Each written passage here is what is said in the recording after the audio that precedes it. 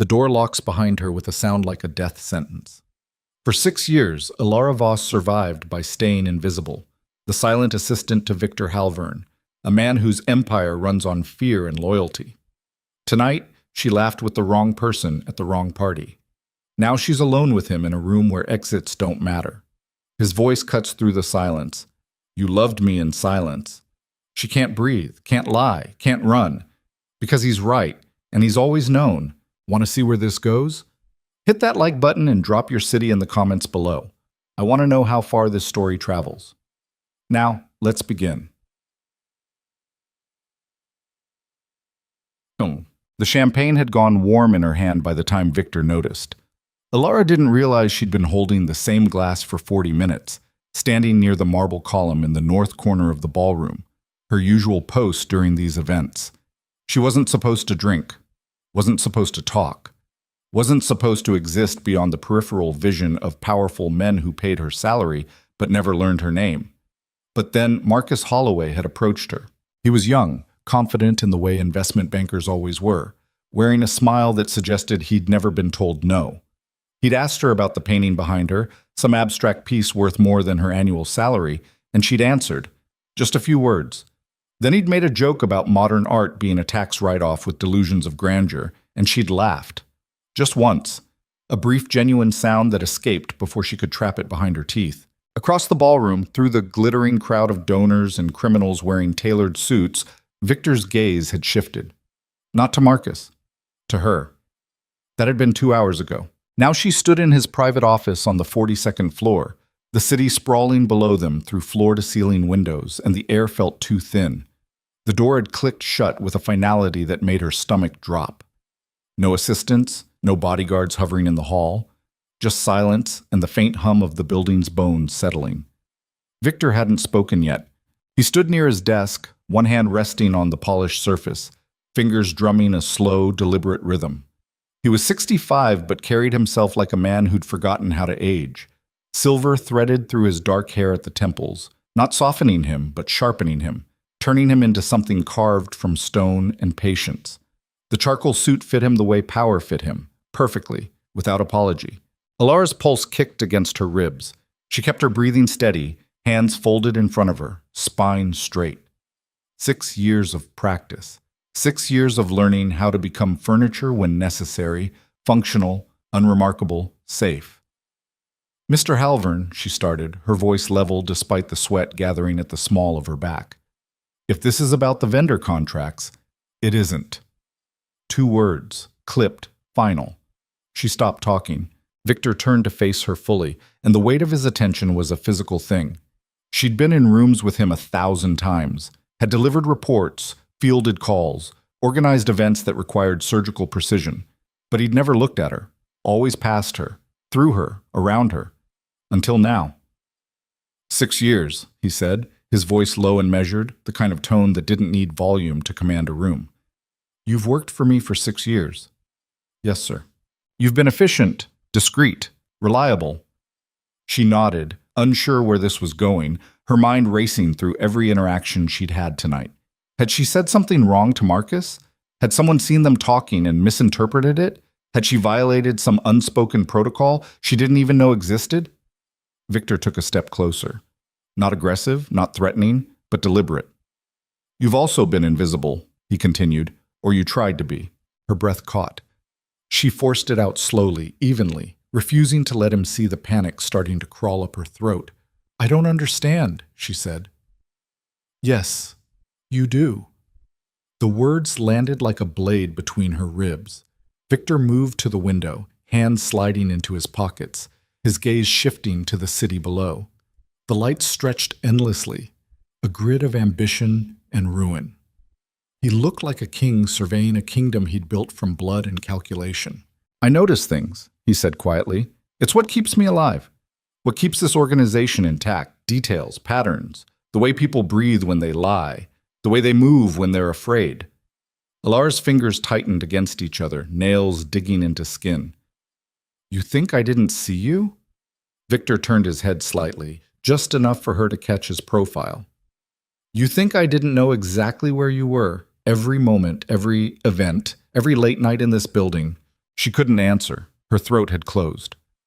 You stayed late on Tuesdays, he continued, his tone almost conversational now, as if recounting a grocery list. Long after everyone else left. You'd finish the reports, then sit at your desk for another hour. Sometimes two. You'd read, never anything from the office, always something you brought from home. Novels, mostly. You'd drink tea, chamomile, no sugar. Her stomach twisted. You took the same route home every night. 8th Avenue, then left on 43rd. You stopped at the bodega on the corner 3 times a week. Always bought the same things, bread, eggs, oranges. You walked fast, kept your head down. Smart. He turned fully now, and his eyes locked onto hers with an intensity that made her want to step back. But she didn't. Couldn't. You watched me, he said, not like the others. Not with ambition or fear, just watched. The accusation hung in the air, and Alara felt something inside her crack. I didn't... She stopped herself. Because he was right, and lying would be worse. Victor stepped closer, closing the space between them with the same calm precision he applied to everything. He stopped 3 feet away, close enough to make her heartbeat stutter, far enough to leave her room to breathe. You loved me in silence, he said. The words hit her like a fist to the chest. She opened her mouth, but nothing came out. No denial. No defense. Just the raw, terrible truth sitting between them like a living thing. Her voice cracked. She cleared her throat, forced herself to meet his gaze. That's not... Don't lie to me, Alara. Hearing her name from his mouth was a shock. He'd never used it before. Always Miss Voss, in the rare moments he addressed her directly. But now it was Alara, and the intimacy of it made her feel like she was standing on the edge of a cliff. I didn't mean... She stopped again, her composure fracturing. It wasn't intentional. No, Victor agreed. It wasn't. That's what made it real. She forced herself to breathe, to think, to regain some semblance of control. But her mind was a mess of half-formed thoughts and rising panic. You didn't act on it, he continued, his tone softening just slightly. Not kindness, but something adjacent to it. You didn't push, didn't make demands, didn't try to leverage it. You just stayed. What else was I supposed to do? The question came out sharper than she intended, and she saw something flicker in his expression. Not anger. Something closer to curiosity. You could have left, he said simply. Found another job, another life. But you didn't. I needed the salary. Bullshit. The word came out flat, unadorned, and it startled her into silence. Victor took another step closer. Now there was less than 2 feet between them, and she could smell the faint trace of his cologne, something dark and woody, expensive in a way that didn't announce itself. You stayed because you wanted to, he said, because every day you came here, you told yourself it was just work, just a job, just survival, but it wasn't. It was a choice. Alara's hands trembled, and she clenched them tighter, her nails biting into her palms hard enough to leave marks. You don't know what you're talking about, she said, but the word sounded hollow even to her. Then tell me I'm wrong. His gaze didn't waver. Tell me you didn't look forward to the mornings you'd bring me coffee. Tell me you didn't memorize the way I take it, black, no sugar, but you'd add half a teaspoon when I'd been up late because you knew I needed the edge off. Tell me you didn't stay late just to catch 10 more minutes in the same room. She couldn't, because he was right. Every word of it. I didn't ask for this, she whispered, and hated how small her voice sounded. Neither did I. The admission landed between them like a grenade. Alara's head snapped up, her eyes wide. Victor's expression hadn't changed, still calm, still controlled, but there was something underneath now, something raw. You think I didn't notice the way you moved when I walked into a room? He asked. The way your shoulders tensed just slightly, like you were bracing yourself? You think I didn't see you watching me when you thought I wasn't looking? I let you, he said, cutting her off. I let you stay invisible because it was easier, because acknowledging you meant dealing with something I didn't have time for, something I didn't want to complicate. Her breath came faster now, her chest rising and falling in shallow bursts. But tonight, Victor continued, his voice dropping lower, you laughed with someone else. And for the first time in 6 years, I couldn't ignore it. It was nothing, she said quickly. Marcus is... I don't care about Marcus. The sharpness in his tone made her stop. I care, he said slowly, deliberately, that you let someone else make you laugh. That you gave him something you never gave me. Elara felt the ground shift beneath her. This wasn't about jealousy. It was about possession, about control, about the unspoken rules of a world she'd only ever observed from the edges. You don't own me, she said, and the words came out stronger than she felt. Victor's expression didn't change, but something in his eyes flickered. Approval, maybe. Or recognition. No, he agreed. I don't. But you gave me 6 years of your life anyway. Because I needed a job. Because you chose to stay. She wanted to scream, wanted to throw something, wanted to storm out of the room and never look back. But she didn't. Because underneath the anger and the fear and the humiliation, there was a truth she couldn't ignore. She had chosen to stay. Every single day. Why are you doing this? She asked, her voice breaking slightly. Why now? Victor was silent for a long moment, his gaze searching hers. When he finally spoke, his voice was quieter, almost gentle. Because I'm done pretending I don't see you. The words hit her like a tidal wave, and she felt something inside her crack wide open. I can't. She shook her head, stepping back, needing space. I can't do this. Then leave. He said it so simply, so calmly, like it was the easiest thing in the world. Elara stared at him, her pulse hammering in her ears. What? Leave, Victor repeated. Walk out of here, find another job, another life. Forget this conversation ever happened. It should have been a relief, an escape, but instead it felt like a trap. You're letting me go? She asked, disbelief creeping into her voice. I'm giving you a choice. The distinction was small but devastating, because if she left now, it would be her decision, her failure, her admission that she couldn't handle the truth he'd just laid bare. And if she stayed, what happens if I stay? She asked, hating the tremor in her voice. Victor's expression softened, just a fraction, just enough to make him look almost human. Then we stop pretending. The silence stretched between them, thick and suffocating. Elara's mind raced. She thought about the past 6 years, the late nights, the careful distance, the way she'd built walls around herself to survive in a world that didn't tolerate weakness. She thought about Marcus's easy smile and harmless flirtation, and how it had felt like stepping into sunlight after years in the dark. But she also thought about the mornings when Victor's gaze would linger on her just a second too long, the way his voice softened when he said her name in passing, the moments when she'd catch him watching her with an expression she couldn't quite name. She'd told herself it was nothing, but it had never been nothing. I don't know how to do this, she admitted, her voice barely above a whisper. Neither do I. The honesty in his response surprised her. Victor stepped closer again, and this time she didn't back away. I've spent my entire life controlling outcomes, he said, building systems, eliminating variables. But you... He trailed off, and for the first time she saw something uncertain in his eyes.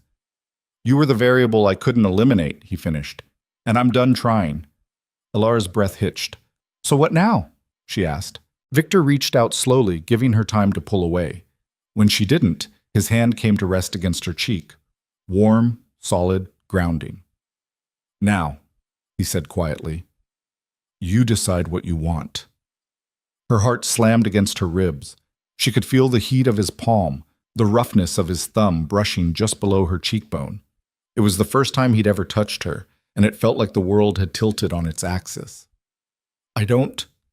She stopped, swallowed hard. I don't know. Yes, you do. His voice was firm but not unkind, and she hated that he was right. She did know. She'd known for years. I'm terrified, she whispered. Good, Victor said. So am I. The admission broke something in her, and before she could stop herself, she leaned into his touch, her eyes closing briefly. When she opened them again, he was still there, steady, patient, waiting.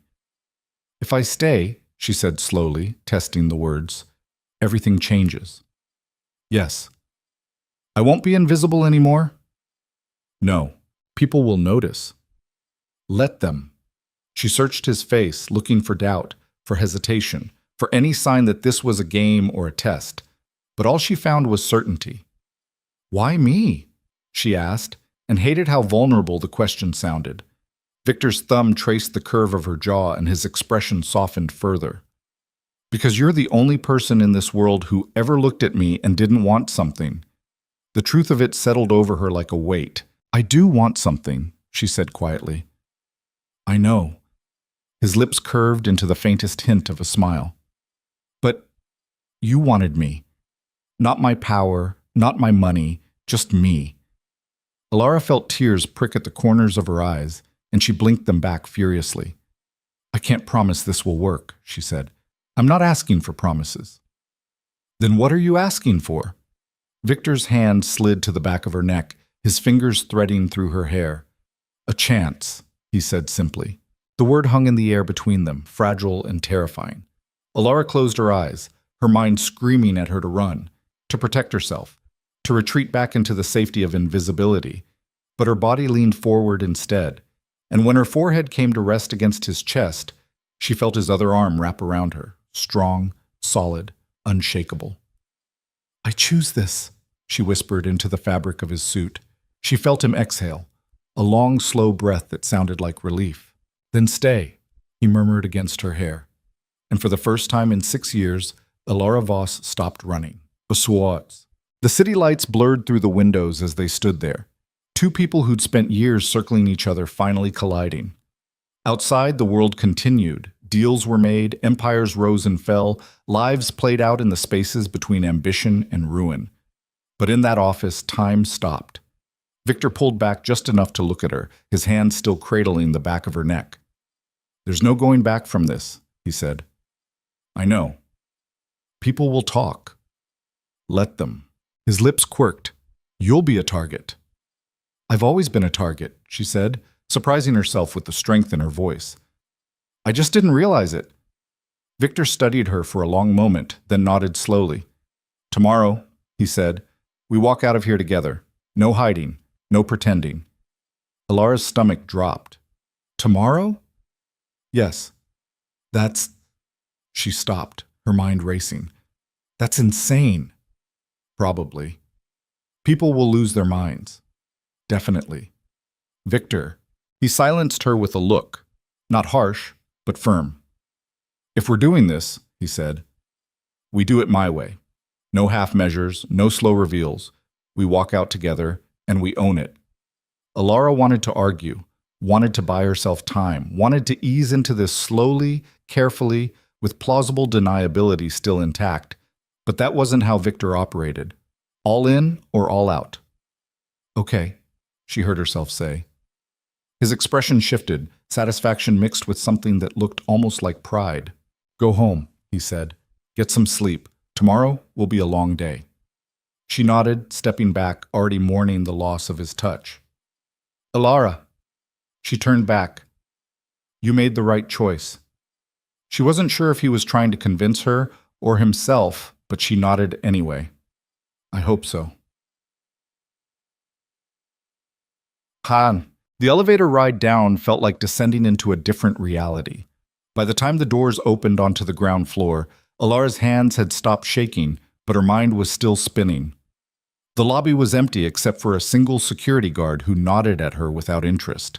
She pushed through the revolving door and stepped into the night, the cool air hitting her face like a slap. Her apartment was a 20-minute walk, and she moved on autopilot, her feet carrying her along familiar streets while her thoughts spiraled. What the hell had she just done? She'd confessed. No, she'd been exposed, and instead of running, she'd stayed. She'd leaned into it. She'd made a choice that would reshape her entire existence.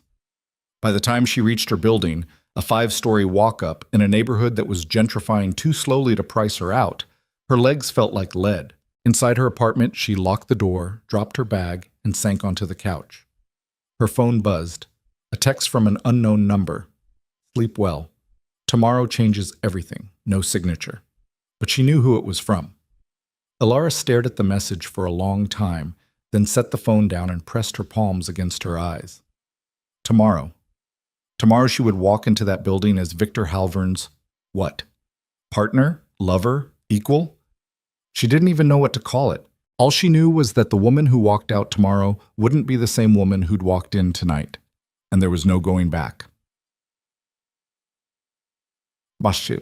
Across the city, in his penthouse overlooking the water, Victor stood at the window with a glass of scotch he hadn't touched. He'd gambled tonight, shown his hand in a way he never did, and she'd stayed. He wasn't a man given to doubt, but as he stared out at the dark water, he wondered if he'd pushed too hard, if he'd miscalculated. But then he remembered the way she'd leaned into him, the way her voice had broken when she'd whispered, "I choose this." No, he hadn't miscalculated. He'd been patient for 6 years, watching her from a distance, allowing her the illusion of invisibility because it was safer. Because acknowledging her meant opening a door he wasn't sure he could close. But tonight, Marcus Holloway had made her laugh, and something in Victor had snapped. Not jealousy, clarity. He'd spent decades building an empire on control and fear. He'd eliminated threats, consolidated power, turned himself into something untouchable. But Alara Voss had slipped past every defense without even trying. And now that he'd claimed her, now that she'd chosen him, there was no room for hesitation. Tomorrow, the world would know, and anyone who had a problem with it would learn very quickly why Victor Halvern had survived this long. He raised the glass to his lips and drank. The next morning arrived too quickly. Alara woke to sunlight streaming through her window and a text message that made her stomach flip. "Car will pick you up at 9. Wear something that makes a statement." She stared at the message, then at her closet. Something that makes a statement. She owned exactly 3 professional dresses that didn't scream invisible assistant, and none of them felt right. After 20 minutes of panic and 2 discarded outfits, she settled on a black sheath dress. Simple, elegant, fitted enough to suggest confidence without screaming desperation. She paired it with heels that added 3 inches to her height and made her feel like she was walking on stilts. Makeup took another 15 minutes. She kept it understated but deliberate, enough to look polished, not enough to look like she was trying too hard. By the time the car arrived, her hands were shaking again. The driver didn't speak, just opened the door and waited. She slid into the back seat and they pulled into traffic. The ride to the office felt like driving toward an execution.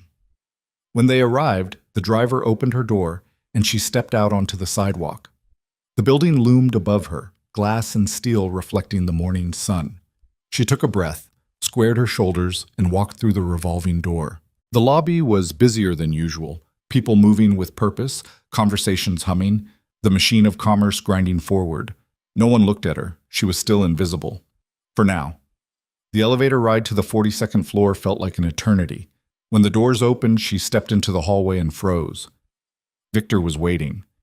He stood near his office door, dressed in a navy suit that fit him like armor. His expression was calm, composed, unreadable. But when his eyes met hers, something shifted. "Ready?" he asked. "No." "Yes," she said. He extended his hand. Not a command, an invitation. Alara stared at it for a heartbeat, then stepped forward and placed her hand in his. His fingers closed around hers, warm, firm, steady, and together they walked into the office. People noticed immediately. Conversation stopped mid-sentence. Eyes tracked their movement. Whispers started like wildfire. Alara felt every gaze like a physical touch, but she didn't let go of Victor's hand. He led her through the main floor, past cubicles and conference rooms toward his private office.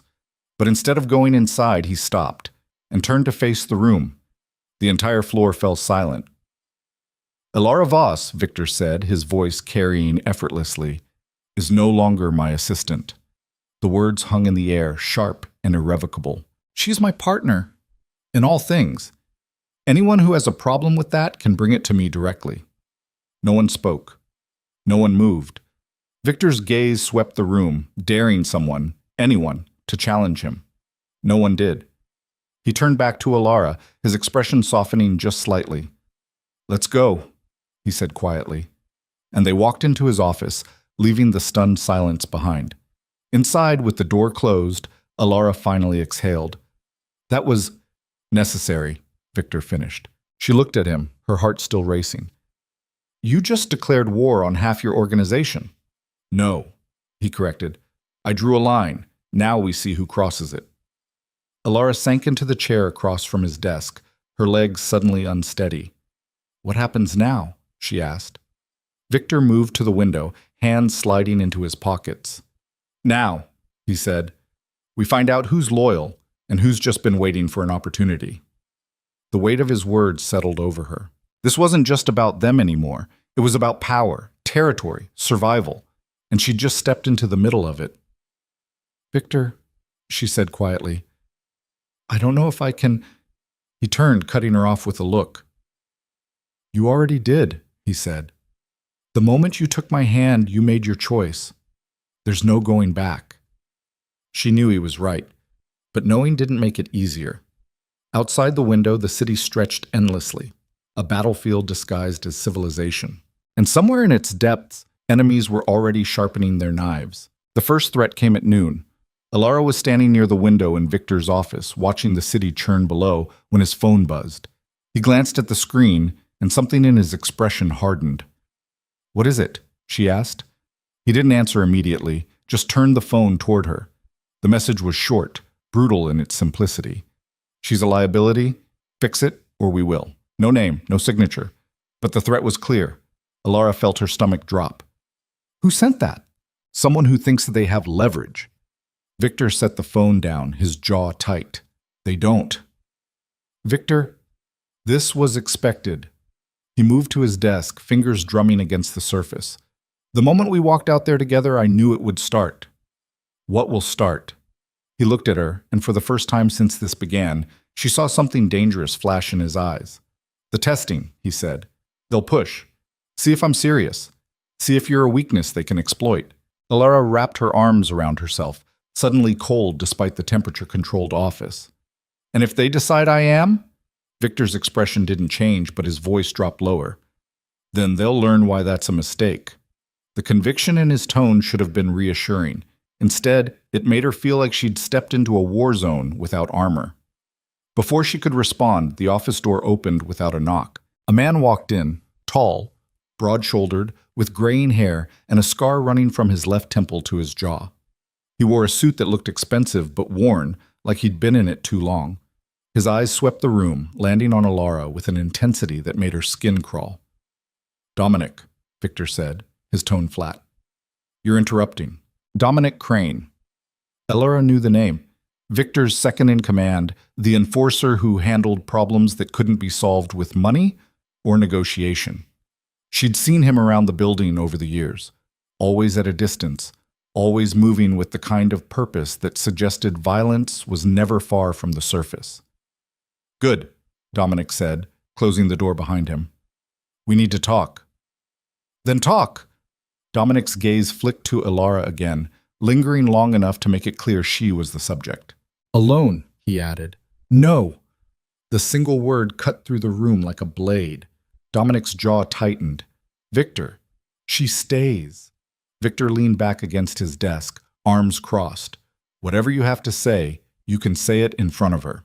Dominic's eyes narrowed, and Alara could see him recalculating. He was used to being Victor's right hand, used to having access, used to being included in decisions that shaped the organization. And now he was standing in a room where the power dynamic had shifted. "Fine," Dominic said after a long pause. "But don't say I didn't warn you." He turned his full attention to Alara, and the weight of his scrutiny was like being pinned under a microscope. "Who are you working for?" he asked. The question hit her like a slap. "Excuse me?" "You heard me." Dominic took a step closer, his voice cold and precise. 6 years you've been here, 6 years of being invisible, and suddenly, overnight, you're standing next to Victor like you own the place. So I'll ask again, who are you working for? Alara's pulse kicked into overdrive, but she forced herself to stay still, to meet his gaze without flinching. "No one," she said. "I work for Victor. Always have." Dominic's lips curved into something that wasn't quite a smile. "That's convenient." "Dominic," Victor's voice was quiet, but there was steel underneath. "Careful." "I'm being careful," Dominic shot back. "You're the one who isn't thinking straight. You parade her in front of the entire organization, make a public declaration, and you don't think people are going to ask questions. You don't think our enemies are going to see this as an opportunity? Let them." "Jesus Christ, Victor." Dominic ran a hand through his hair, frustration bleeding into his tone. Do you hear yourself? You're compromised. I'm not. You are. Dominic's voice rose, and Alara flinched despite herself. You've spent 30 years building this empire on control, on eliminating variables, and now you're telling me she's not a variable? Victor pushed off the desk, his posture shifting into something more dangerous. What I'm telling you, he said slowly, is that she's not your concern. She's everyone's concern. Dominic gestured toward Alara without looking at her. You think Marcus Holloway approached her at that gala by accident? You think it's coincidence she laughed with him the same night you decide to make this move? Alara's breath caught. That's insane. Is it? Dominic turned to her, his eyes hard. You've been invisible for 6 years. Then one conversation with an investment banker, and suddenly Victor can't keep his hands off you. You don't see how that looks? Enough. Victor's voice cracked through the room like a whip. Dominic stopped, but his jaw remained tight, his hands clenched into fists at his sides. I've known you for 20 years, he said, his voice quieter now but no less intense. I've watched you make impossible decisions. I've seen you sacrifice people you cared about to protect this organization, and now you're willing to risk everything for her? Victor didn't answer immediately. He just stared at Dominic, and the silence stretched until it felt like the room might crack under the pressure. Yes, he said finally. The word hung in the air, simple and irrevocable. Dominic's expression shifted, disbelief bleeding into something closer to betrayal. Then you're a fool, he said. He turned and walked out, slamming the door hard enough to rattle the frame. Alara stood frozen, her heart hammering against her ribs.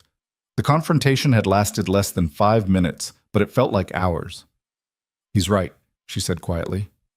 Victor turned to her, his expression unreadable. About what? About me being a liability. About you being compromised.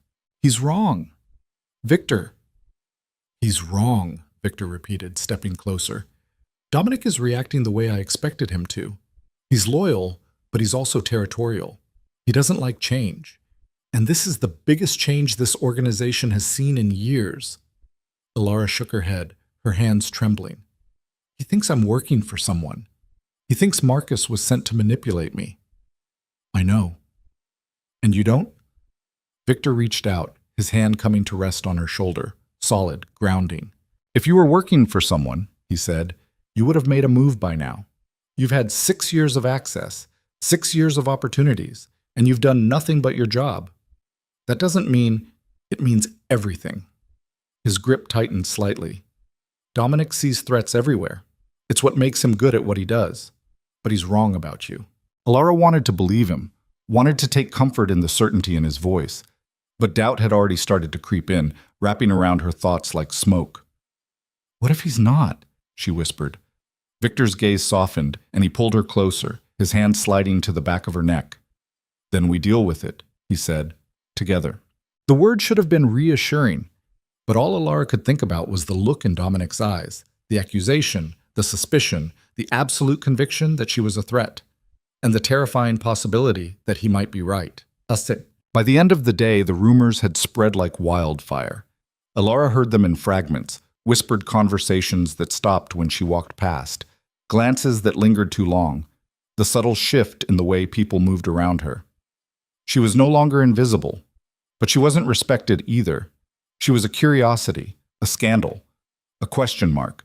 And questions were dangerous in Victor's world. She was sitting at her new desk, relocated to a smaller office adjacent to Victor's, when her phone buzzed. A text from an unknown number. You don't belong here. Leave before it's too late. Her hands went cold. She stared at the message, her mind racing. Was this a threat? A warning? Both? She deleted it without responding. 5 minutes later, another message arrived. He can't protect you forever. This time she didn't delete it. She took a screenshot and forwarded it to Victor. His response was immediate. Ignore it. I'm handling it. But the messages kept coming. Over the next hour, she received 6 more, each one more explicit than the last. You're a dead woman walking. Enjoy it while it lasts. He'll throw you away when you stop being useful. By the time Victor appeared in her doorway, her hands were shaking so badly she could barely hold her phone. Let me see, he said. She handed it over without a word. He scrolled through the messages, his expression darkening with each one. When he finished, he looked up, and the fury in his eyes was barely contained. "Pack your things," he said. "What?" "You're not staying here tonight. It's not safe." Alara stood, her legs unsteady. "Victor, I can't just—" "Yes, you can." His tone left no room for argument. "You're coming with me, my place, until we figure out who's behind this." "That's insane." "What's insane is leaving you exposed." He stepped closer, his voice dropping. "These aren't idle threats, Alara. Whoever sent these knows exactly what they're doing. They're trying to isolate you, make you feel vulnerable. And if you stay alone tonight, they win." She wanted to argue, wanted to insist she could handle herself, but the fear clawing at her throat made it hard to breathe. "Okay," she whispered. Victor nodded, then pulled out his phone and made a call. "Dominic, my place. 1 hour. Bring Marcus Holloway." He hung up before anyone could respond. Alara's stomach dropped. "You're bringing Marcus?" "If he's involved, I want to know. If he's not, I want him to understand what happens to people who get close to you without my permission." The possessiveness in his tone should have bothered her, but right now, it just felt like safety. Victor's penthouse was nothing like Alara expected. She'd imagined something cold and sterile, all marble and glass and expensive furniture, chosen by a designer who didn't care about comfort. But the space was warm, almost lived in. Dark wood floors, leather furniture worn soft with use, bookshelves lining the walls. It felt like someone actually existed here, not just occupied it. "Make yourself comfortable," Victor said, shrugging off his jacket. "Dominic will be here soon." Alara set her bag down, her eyes scanning the room. Through the floor-to-ceiling windows, the city glittered like a circuit board, millions of lives reduced to pinpoints of light. "Victor," she started, turning to face him. "About Marcus?" "Don't." He poured himself a drink, the amber liquid catching the light. "Whatever you're about to say, don't. I don't care if you talk to him. I don't care if he made you laugh. I care that someone might be using him to get to you, to get to me." She crossed her arms, frustration bubbling up. "You can't just interrogate every person I talk to." "Watch me." "That's not—" The doorbell cut her off. Victor moved to the door, checking the security feed before opening it. Dominic walked in first, his expression grim. Behind him was Marcus Holloway, looking significantly less confident than he had at the gala. His eyes darted between Victor and Alara, confusion and fear warring on his face. "Mr. Halvern," Marcus started, his voice tight. "I don't understand why—" "Sit," Victor said, gesturing to the couch. Marcus hesitated, then obeyed. Dominic remained standing, arms crossed, his gaze locked on Alara like she might pull a weapon at any moment. Victor moved to stand in front of Marcus, his posture relaxed but his presence overwhelming. "Tell me about the gala," he said. Marcus blinked. What?" "The gala, last night. You approached Miss Voss. Why?" I don't—" Marcus stammered, his hands gripping his knees. "I was just being friendly. I didn't mean anything by it." "Who told you to talk to her?" "No one. I swear, she was standing there and I thought—" "You thought what?" Victor leaned down, his face inches from Marcus's. "That you'd make small talk with someone you've never spoken to before? At an event full of people you're supposed to be networking with?" Marcus's face went pale.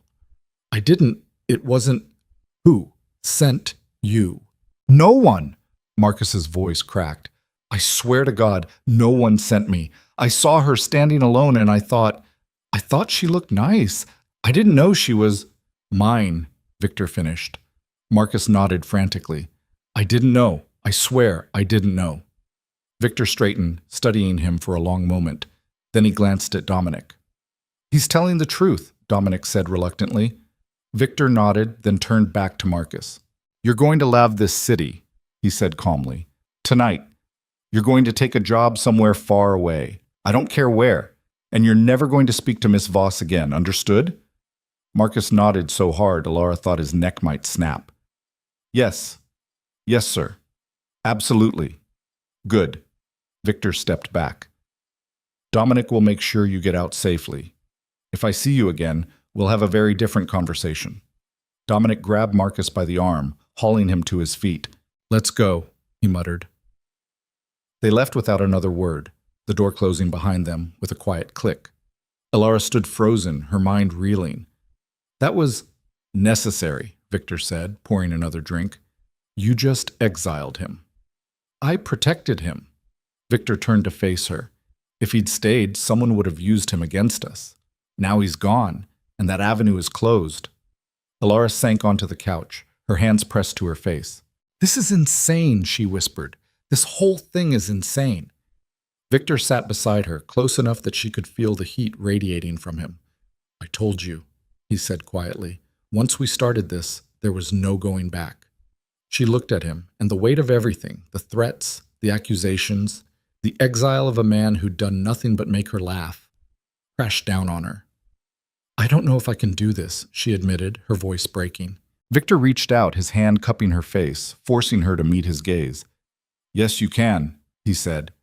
"Because you're stronger than you think, and because I'm not letting you go." The certainty in his voice should have been comforting, but all Alara could think about was the messages on her phone.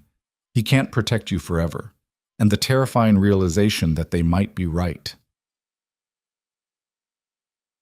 That night, Alara lay awake in Victor's guest room, staring at the ceiling. She could hear him moving around in the master suite down the hall, the quiet sounds of a man who didn't sleep easily.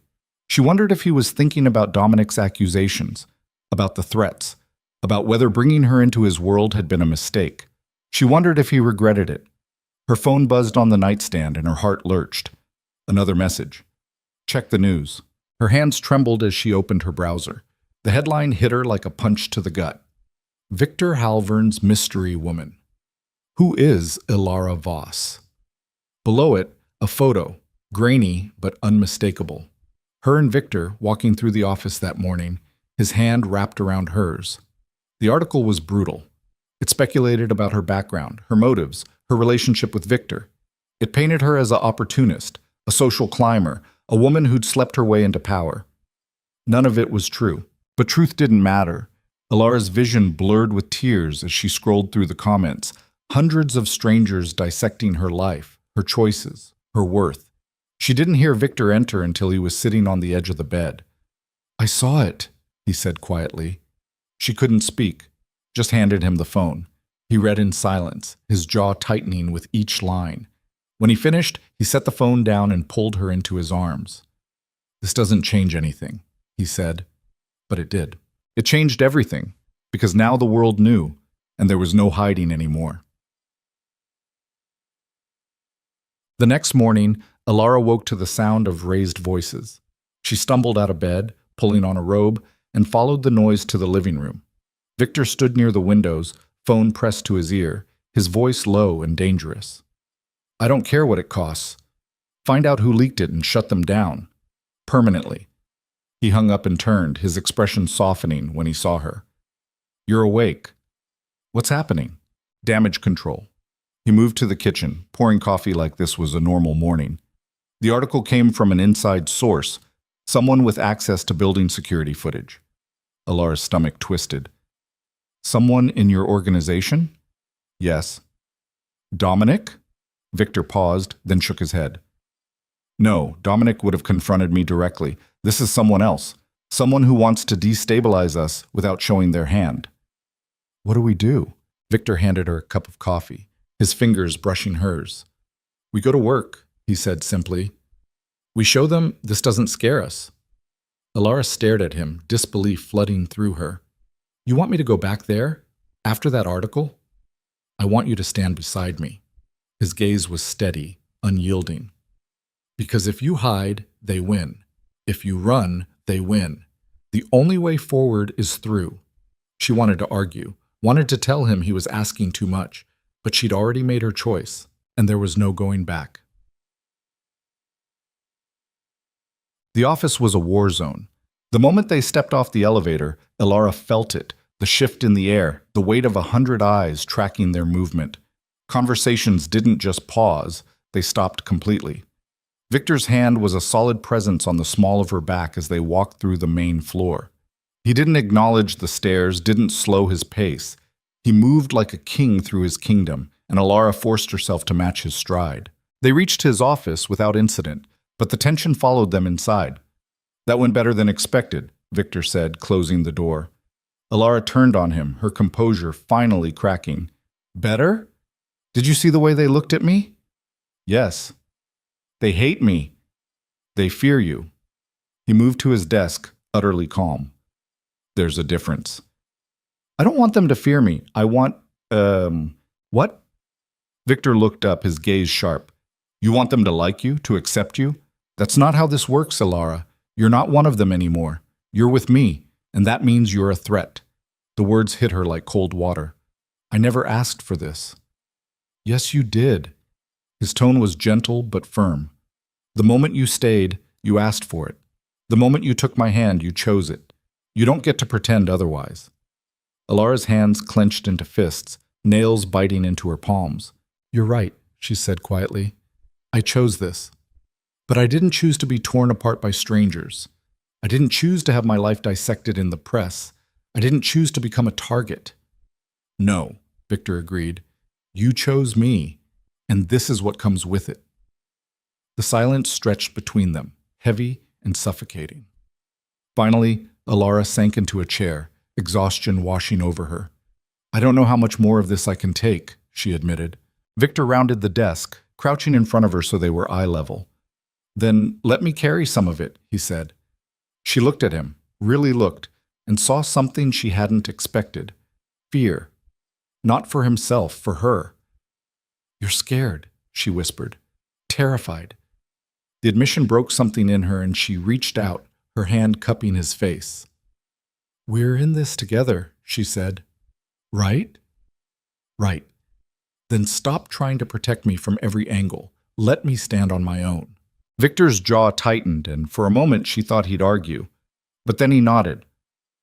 Okay. It was the hardest word he'd ever said. The rest of the day passed in a blur of meetings and tense conversations. Alara sat in on strategy sessions she'd never been included in before, watching Victor navigate his empire with surgical precision. But beneath the surface, cracks were forming. Dominic barely looked at her during the afternoon briefing. Other executives exchanged glances when they thought no one was watching. And the messages kept coming, anonymous, relentless, each one chipping away at her resolve. By evening, she was running on fumes. Victor found her in her office, staring blankly at her computer screen. Come on, he said. We're leaving. I'm not done. Yes, you are. He didn't give her a choice, just took her hand and led her to the elevator. They rode down in silence, the tension between them a living thing. Outside, his car was waiting. The driver opened the door, and they slid into the back seat. Where are we going? Alara asked. Away. The car pulled into traffic, and Alara leaned her head against the window, watching the city blur past. She didn't realize she'd fallen asleep until Victor's voice pulled her back. Alara. She blinked, disoriented. They were parked outside a building she didn't recognize, older, quieter, away from the chaos of the city center. Where are we? Safe house, Victor said. No one knows about this place except me. He led her inside, up 3 flights of stairs, and into a modest apartment that looked like it hadn't been used in years. Why are we here? She asked. Victor closed the door, locking it behind them. Because I needed to make sure you were safe, he said, and because we need to talk. Alara's stomach tightened. About what? Victor moved to the window, staring out at the darkening sky. About the fact that someone in my organization is trying to destroy you, he said, and I think I know who it is. Alara's breath caught. Who? Victor turned, and the look in his eyes was pure ice. Someone close enough to access security footage. Someone who knows my routines. Someone who's been with me for years. Understanding dawned, cold and terrible. Dominic, she whispered. Victor nodded slowly. And if I'm right, he said, then we're running out of time. Before she could respond, his phone buzzed. He glanced at the screen and his expression went dark. What is it? Victor looked up, and for the first time since this began, she saw genuine fear in his eyes. Someone just tried to access your apartment, he said. They disabled the security system. Alara's blood ran cold. They're looking for me. Yes. The word hung in the air like a death sentence. And Alara realized with horrifying clarity that there was no going back now. Not to her old life, not to safety, not to the woman she used to be. She was in this now, fully, irrevocably, dangerously. And the only way out was through Victor. Or not at all. Victor's hand was already on his gun before Alara could process what he'd said. "Stay here," he ordered, his voice low and sharp. "Don't move. Don't open the door for anyone." "Victor, I mean it." He was already moving toward the door, checking the magazine in his weapon with practiced efficiency. "If I'm not back in 20 minutes, call this number." He scribbled something on a piece of paper and shoved it into her hand. "Who is it?" "Someone who owes me." He paused at the door, his eyes locking onto hers. "Promise me you'll stay here." Alara wanted to argue, wanted to tell him she wasn't some fragile thing that needed protecting, but the fear in his eyes stopped her. "I promise," she whispered.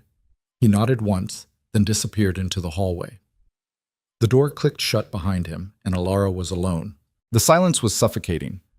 She moved to the window, watching the street below, but there was nothing. No movement, no cars, no signs of life. Just the empty city stretching out like a graveyard. She checked her phone. No signal. Her hands started shaking. 15 minutes passed. Then 20. Victor didn't come back. Alara stared at the number he'd given her, her mind racing. Should she call? Should she wait? Should she go after him? Before she could decide, she heard footsteps in the hallway. Heavy, deliberate. Not Victor's. Her breath caught, and she backed away from the door, her eyes scanning the room for anything she could use as a weapon. There was nothing, just old furniture and dust. The footsteps stopped outside the door. A pause. Then a knock. "Miss Voss." The voice was familiar, calm, almost friendly. "I know you're in there. Open the door." Dominic. Alara's blood ran cold. "Go away," she called out, her voice steadier than she felt. "I can't do that." Another pause. "We need to talk about Victor, about what he's not telling you." "I don't want to talk to you." "Yes, you do." Dominic's tone shifted, something darker creeping in. "Because if you don't, you're going to end up dead. And I don't think Victor would forgive himself for that." Alara pressed her back against the wall, her mind spinning. Was this a trap? Was Dominic the one who tried to break into her apartment? Or was he telling the truth? "Where's Victor?" she demanded. "Chasing ghosts." Dominic sighed and she heard something scrape against the door, like he was leaning against it. "He thinks I'm the one trying to hurt you, but he's wrong, and by the time he figures that out, it'll be too late." "Then who is it?" Silence. Then, "Open the door, and I'll tell you." Alara's hands trembled as she moved toward the door. Every instinct screamed at her to stay put, to wait for Victor, to not trust the man who'd accused her of being a spy less than 24 hours ago. But something in Dominic's voice, something raw and urgent, made her hesitate. "How do I know you're not lying?" she asked. "You don't." Dominic's voice was flat, honest.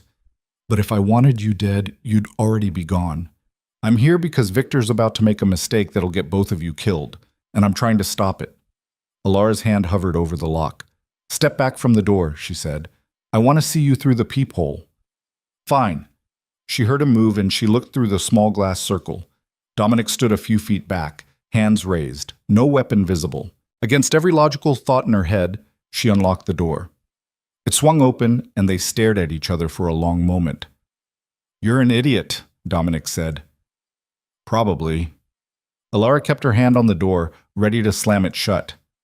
"Talk, fast." Dominic stepped inside and she noticed for the first time how exhausted he looked. The lines around his eyes were deeper, his shoulders tight with tension. "Victor thinks I leaked the story," he said. "He thinks I'm trying to sabotage you to protect the organization." "Aren't you?" "No." Dominic ran a hand over his face. "I don't trust you. I think you're a complication we don't need, but I'm not stupid enough to go behind Victor's back. If I had a problem with you, I'd tell him to his face." "Then who leaked it?" Dominic pulled out his phone, swiping through something before handing it to her. The screen showed a series of emails, encrypted, anonymous, but traceable if you knew what you were looking for. And Dominic clearly did. "These were sent from inside the building," he said, "but not from my terminal. From someone with executive access. Someone who's been feeding information to outside parties for months." Alara scrolled through the messages, her stomach sinking with each one. Details about Victor's movements, business deals, security protocols, and at the bottom, a message sent 2 days ago. Target acquired. Halvern's new weakness confirmed. Proceed with extraction. Her hands went numb. Extraction? She whispered. They're not trying to kill you, Dominic said quietly. They're trying to take you, use you as leverage against Victor. Who's they? Dominic's jaw tightened. The Kozlov family. The name hit Alara like a physical blow. She'd heard it before, whispered in meetings, mentioned in passing by executives who looked nervous just saying it out loud. The Kozlovs were old-world organized crime, the kind of operation that made Victor's empire look like a corporate startup. Why would they? Because Victor took something from them 3 years ago, Dominic interrupted. Territory, resources, leverage. He dismantled half their East Coast operations in 6 months. They've been waiting for an opening ever since. Alara's mind raced, pieces clicking into place. And I'm the opening. Yes. She looked up at Dominic, searching his face for any sign of deception, but all she saw was grim certainty. Why are you telling me this? She asked. If you don't trust me, why help? Dominic's expression softened, just slightly. Because I've known Victor for 20 years, he said, and I've never seen him care about anything the way he cares about you. He'll burn the entire organization to the ground before he lets them take you, and that'll get him killed. The words settled over her like a weight. So what do I do? Dominic met her gaze, and for the first time she saw something almost like respect in his eyes. You disappear, he said. Tonight. I'll get you out of the city, set you up somewhere they'll never find you. And Victor can deal with the Kozlovs without worrying about you being used against him. It was logical, strategic, the smart play, and it made Alara want to scream. No. Dominic blinked. Excuse me? I said no. She handed his phone back, her hand steady now. I'm not running, I'm not hiding, and I'm sure as hell not leaving Victor to deal with this alone. You don't understand. I understand perfectly. Alara stepped closer, her voice hard. You want me gone because I'm a complication, because I make Victor vulnerable. But guess what? I'm not going anywhere. So either help us or get out of my way. Dominic stared at her for a long moment, then did something unexpected. He smiled. You might actually be good for him, he said. Before Alara could respond, her phone buzzed, a text from Victor. Stay put. On my way back. Don't trust anyone. She showed it to Dominic. Too late for that, he muttered. Then the lights went out. The entire building plunged into darkness, and Alara's heart stopped. What? Move. Dominic grabbed her arm, pulling her toward the door. Now. What's happening? They're here. The words barely registered before she heard it. Footsteps. Multiple sets. Coming up the stairs. Dominic shoved her toward the back of the apartment, toward a window she hadn't noticed before. Fire escape, he said, wrenching it open. Go. Don't stop until you're 3 blocks away. There's a diner on 5th and Marion. Wait there. What about you? I'll buy you time. He pulled a gun from his jacket, checking the chamber.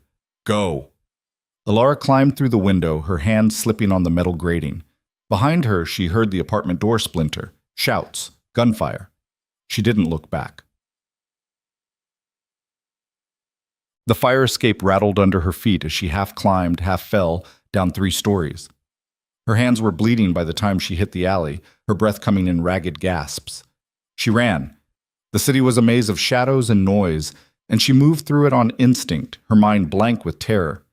She didn't know if Dominic was alive, didn't know if Victor had gotten her message, didn't know if she was being followed. She just ran. By the time she reached the diner, her legs were shaking so badly she could barely stand. She stumbled inside, and the fluorescent lights felt like daggers in her eyes. A waitress looked up, concern flickering across her face. Honey, you okay? Alara nodded, not trusting her voice.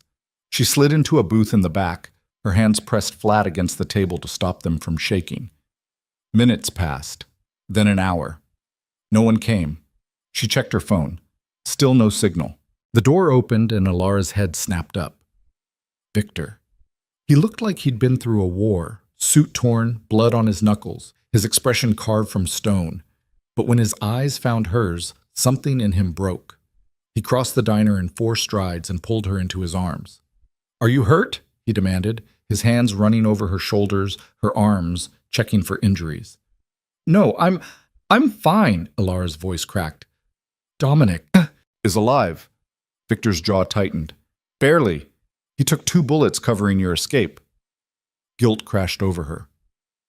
Victor, not here. He grabbed her hand, pulling her toward the door. We need to move, now. They were halfway to the exit when Alara stopped. Wait. Victor turned, impatience flickering across his face. What? Dominic told me something. She forced herself to meet his gaze. About the Kozlovs. About why they're doing this. Victor's expression went cold. He had no right. He was trying to protect you. Alara stepped closer.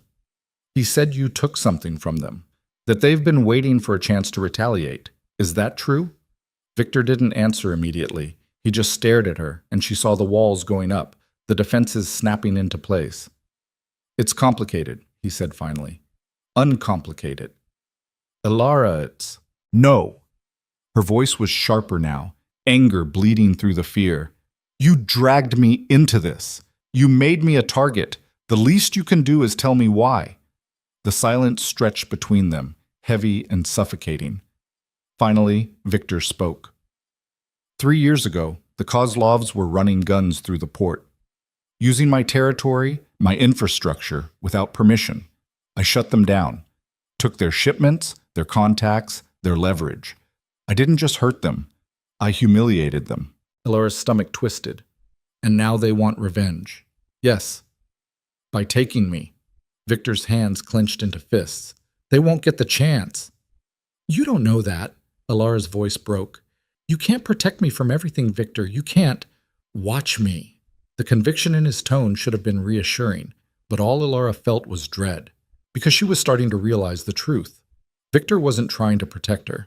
He was trying to own her, to control the situation, the outcome, the variables, and she was just another piece on his board. I need air, she said quietly. Victor's expression shifted, something almost like panic flickering in his eyes. Alara, just give me a minute. She pulled away from him, moving toward the diner's back exit. Victor didn't follow. She pushed through the door and stepped into the alley, the cool night air hitting her like a slap.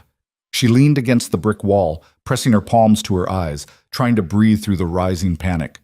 This was insane. All of it. She'd gone from invisible to infamous in 48 hours. She'd been threatened, chased, nearly killed. And for what? For a man who couldn't even be honest with her about the enemies he'd made? She heard footsteps behind her and turned, expecting Victor. It wasn't. A man stood at the mouth of the alley, tall, broad-shouldered, wearing a long coat that looked too expensive for this neighborhood. His face was angular, sharp, with eyes that looked like they'd seen too much and cared too little. Miss Voss, he said, his accent thick and Eastern European. We've been looking for you. Alara's blood turned to ice. Who are you? The man smiled, but it didn't reach his eyes. My name is Alexei Kozlov, he said, and you're coming with me. Alara backed up, her hand reaching for the door handle behind her. Locked. Alexei took a step closer, and 2 more men appeared behind him, both armed, both watching her with the kind of detached focus that said they'd done this before. You can make this easy, Alexei said, or you can make this painful. Either way, you're leaving with us. Alara's mind raced. She could scream, could try to run, could.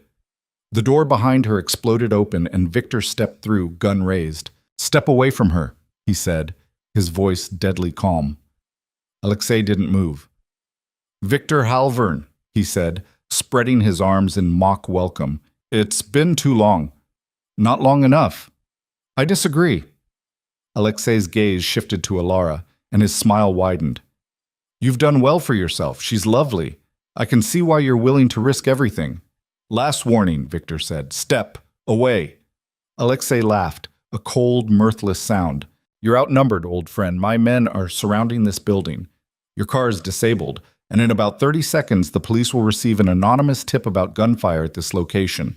So unless you want to spend the night explaining why you're pointing a weapon at a respected businessman, I suggest you lower your gun. Victor didn't move. Alara could see the calculation happening behind his eyes. The same cold logic that had built his empire now working to find a way out. But there wasn't one.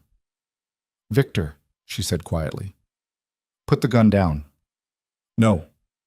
"Victor, I'm not letting them take you." Alexei sighed, pulling a phone from his pocket. "You have 10 seconds to make a decision," he said. "After that, I make a call, and Miss Voss dies. Not today, not here, but soon, painfully. And you'll spend the rest of your life knowing you chose pride over her safety." Alara watched Victor's hand tighten on the gun, saw the muscles in his jaw working. "Don't," she whispered. "Please." Victor's eyes met hers, and she saw something break in him. Slowly, he lowered the weapon. Alexei smiled. "Smart man." He gestured to his men and they moved forward, grabbing Alara by the arms. She didn't fight, didn't scream, just kept her eyes locked on Victor as they pulled her toward a waiting car at the end of the alley. "Let her go," Victor said, his voice raw. "Take me instead." Alexei paused, considering. "Tempting," he said, "but no. You took something from my family. Now I'm taking something from you. We'll be in touch about the terms of her return." "If you hurt her, you'll what?" Alexei turned, his expression cold. "You're not in a position to make threats, Victor. You're barely in a position to breathe. So here's what's going to happen. You're going to go home.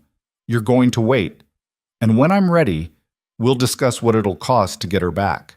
The car door opened, and Alara was shoved inside. The last thing she saw before the door slammed shut was Victor standing in the alley, gun hanging loose at his side, looking more broken than she'd ever seen him.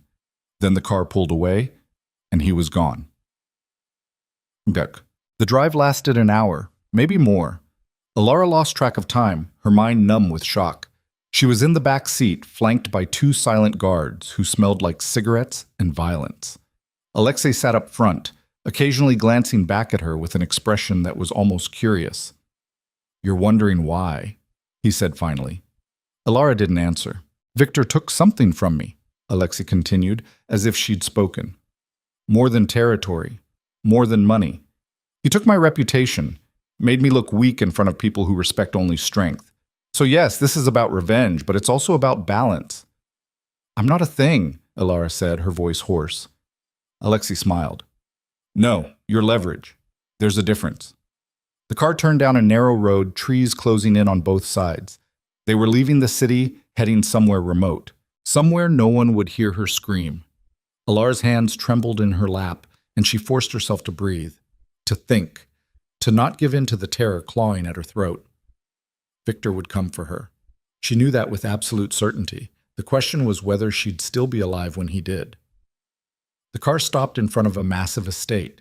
Stone walls, iron gates, the kind of place that had probably been in the Kozlov family for generations. Alexei opened her door personally, extending a hand like a gentleman. "Welcome," he said. Alara ignored the hand and climbed out on her own. Inside the estate was cold and ornate, all dark wood and heavy furniture. She was led up a flight of stairs and into a bedroom that looked more like a cell. Bars on the windows, a single bed, nothing else.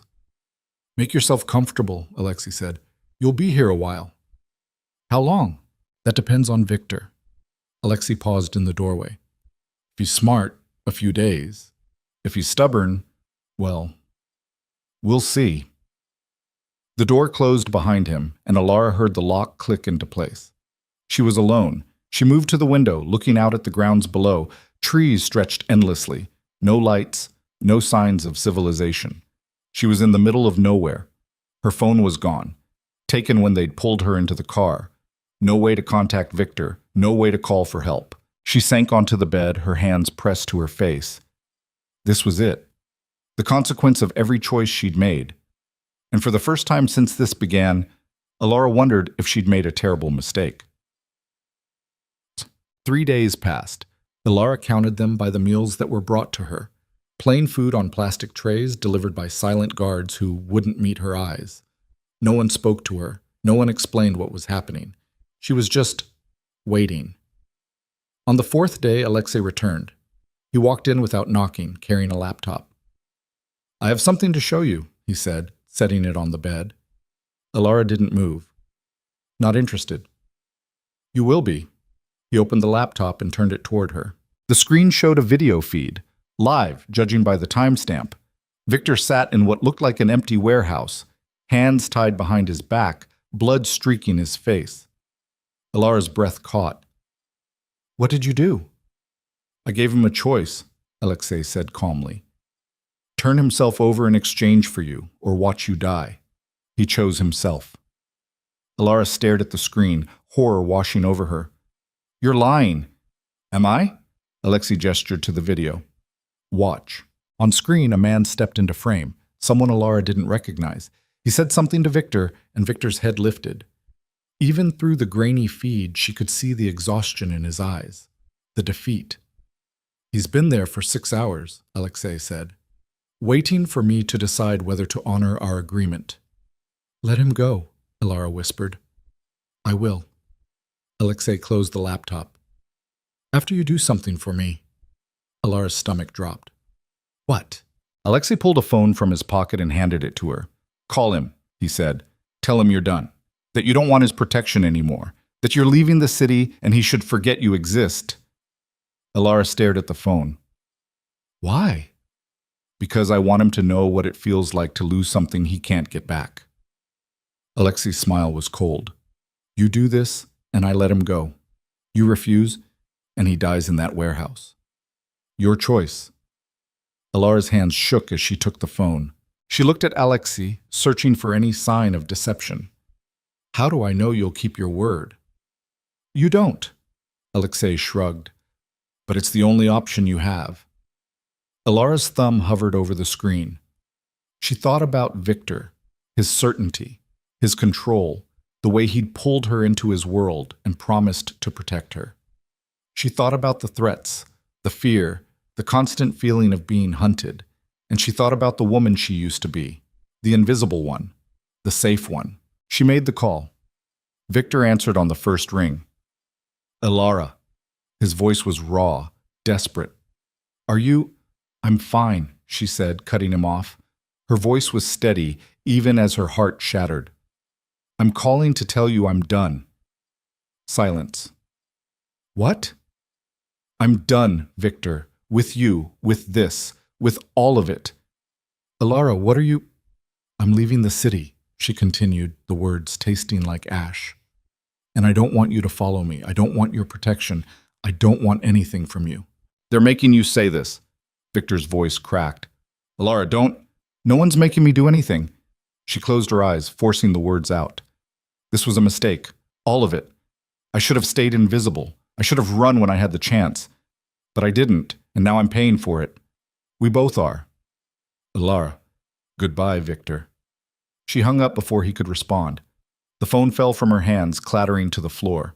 Alexei picked it up, a satisfied smile on his face. "Well done," he said. "You just saved his life."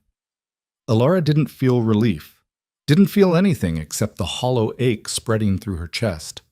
"Now, let him go." "Of course." Alexei pocketed the phone. "A deal's a deal." He left, locking the door behind him. Alara sank onto the bed, her body shaking with silent sobs. She'd done it. She'd broken Victor's heart to save his life, and in doing so, she'd destroyed the only thing that had made her feel real in 6 years. Outside, the sun was setting, painting the sky in shades of red and gold. Alara watched it through the barred window, wondering if this was what freedom felt like, or if she'd just traded one prison for another. Choice. Hours passed. Maybe days. Alara stopped counting. She lay on the bed, staring at the ceiling, her mind blank. The door opened again, but she didn't look up.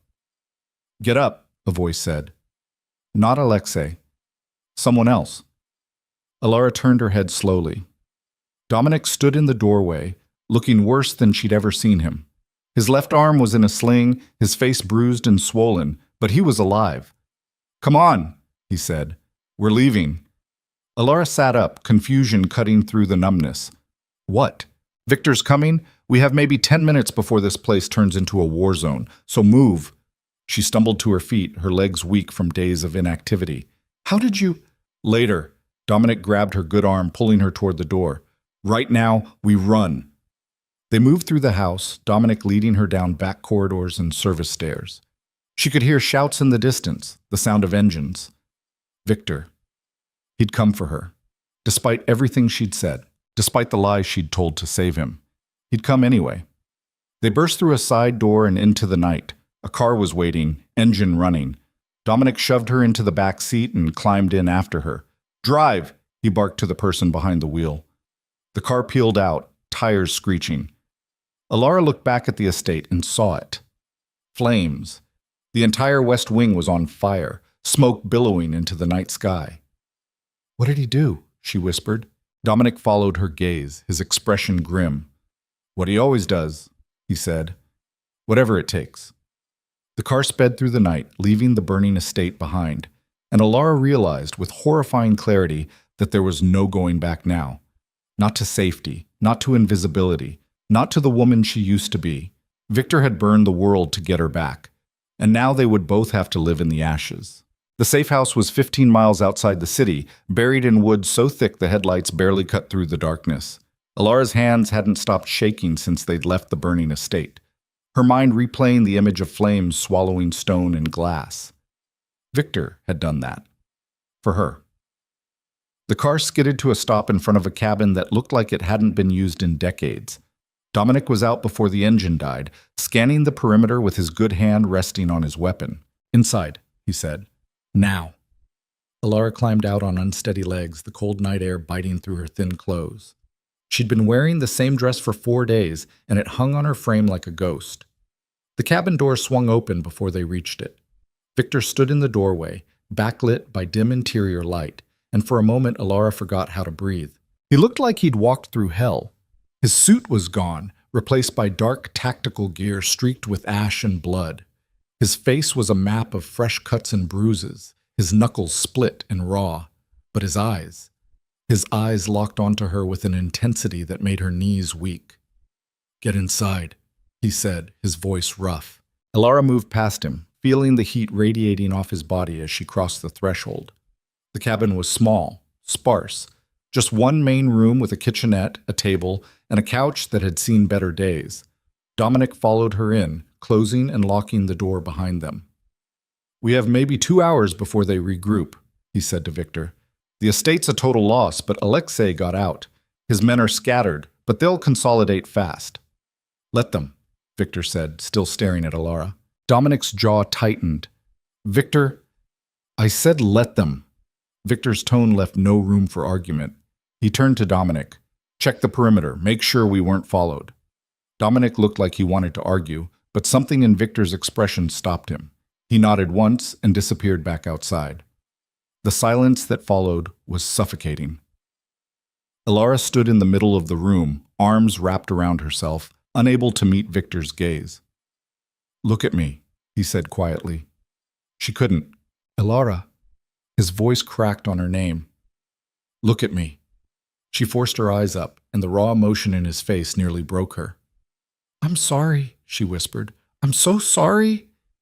Victor crossed the distance between them in 2 strides and pulled her into his arms. The impact knocked the breath out of her, but she clung to him anyway, her fingers digging into the fabric of his shirt. He smelled like smoke and sweat and something metallic, blood, probably his own. "I thought I lost you," he said against her hair, his voice shaking. "When you said those things on the phone, I thought I didn't mean it." The words tumbled out of her in a rush. "Alexei made me call. He said if I didn't, he'd kill you. I had to. I couldn't let him." "I know." Victor pulled back just enough to cup her face in his hands, his thumbs brushing away tears she didn't realize she was crying. "I know. I heard it in your voice." Alara's breath hitched. "Then why did you—" "Because I don't care what you say." His eyes burned into hers. "I don't care if you tell me to leave, to forget you, to let you go. I won't. I can't." The confession was raw, stripped of all the control and calculation that usually defined him. "Victor, you burned down his house, so I'd burn down the whole fucking city if it meant getting you back." His hands tightened on her face. "Do you understand that? There is nothing I wouldn't destroy to keep you safe." The words should have terrified her. Should have sent her running. Instead, they broke something open inside her. I chose this, she said, her voice barely above a whisper. When I stayed with you that first night, I chose this, and I'm not running anymore. Victor's expression shifted, something like relief washing over his features. Then he kissed her. It wasn't gentle, wasn't tender. It was desperation and fear and 6 years of restraint finally breaking. His hands moved to her waist, pulling her closer, and she responded with equal intensity, her fingers tangling in his hair. When they finally broke apart, both breathing hard, Victor rested his forehead against hers. We can't stay here, he said. Alexei will come for us, and next time he won't take you alive. Alara's stomach twisted. So what do we do? We end this. Victor pulled back, his expression hardening. Tonight. Before she could ask what he meant, the cabin door opened. Dominic stepped inside, followed by 3 other men Ilara didn't recognize, all armed, all wearing the same tactical gear as Victor.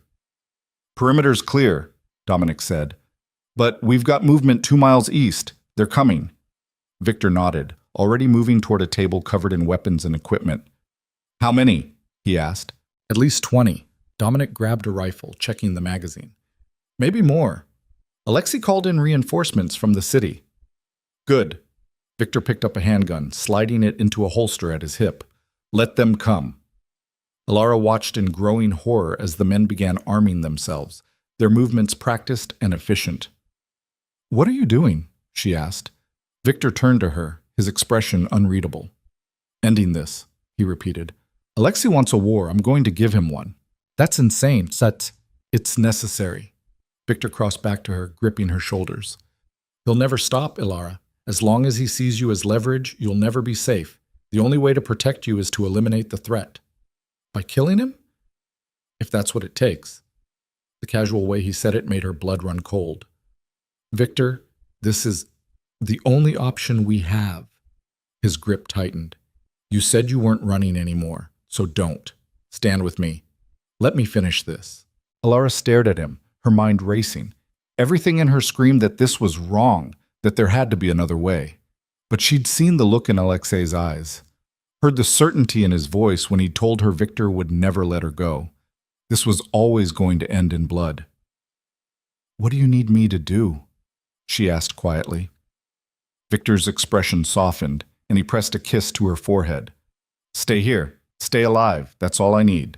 He turned away before she could argue, already issuing orders to his men. Dominic approached her, holding out a small handgun. Take it, he said. Ilara stared at the weapon. I don't know how to... Point and shoot. Dominic pressed it into her hands. Safety's here. You get 12 rounds. Don't waste them. He moved away, leaving her holding the gun like it might explode.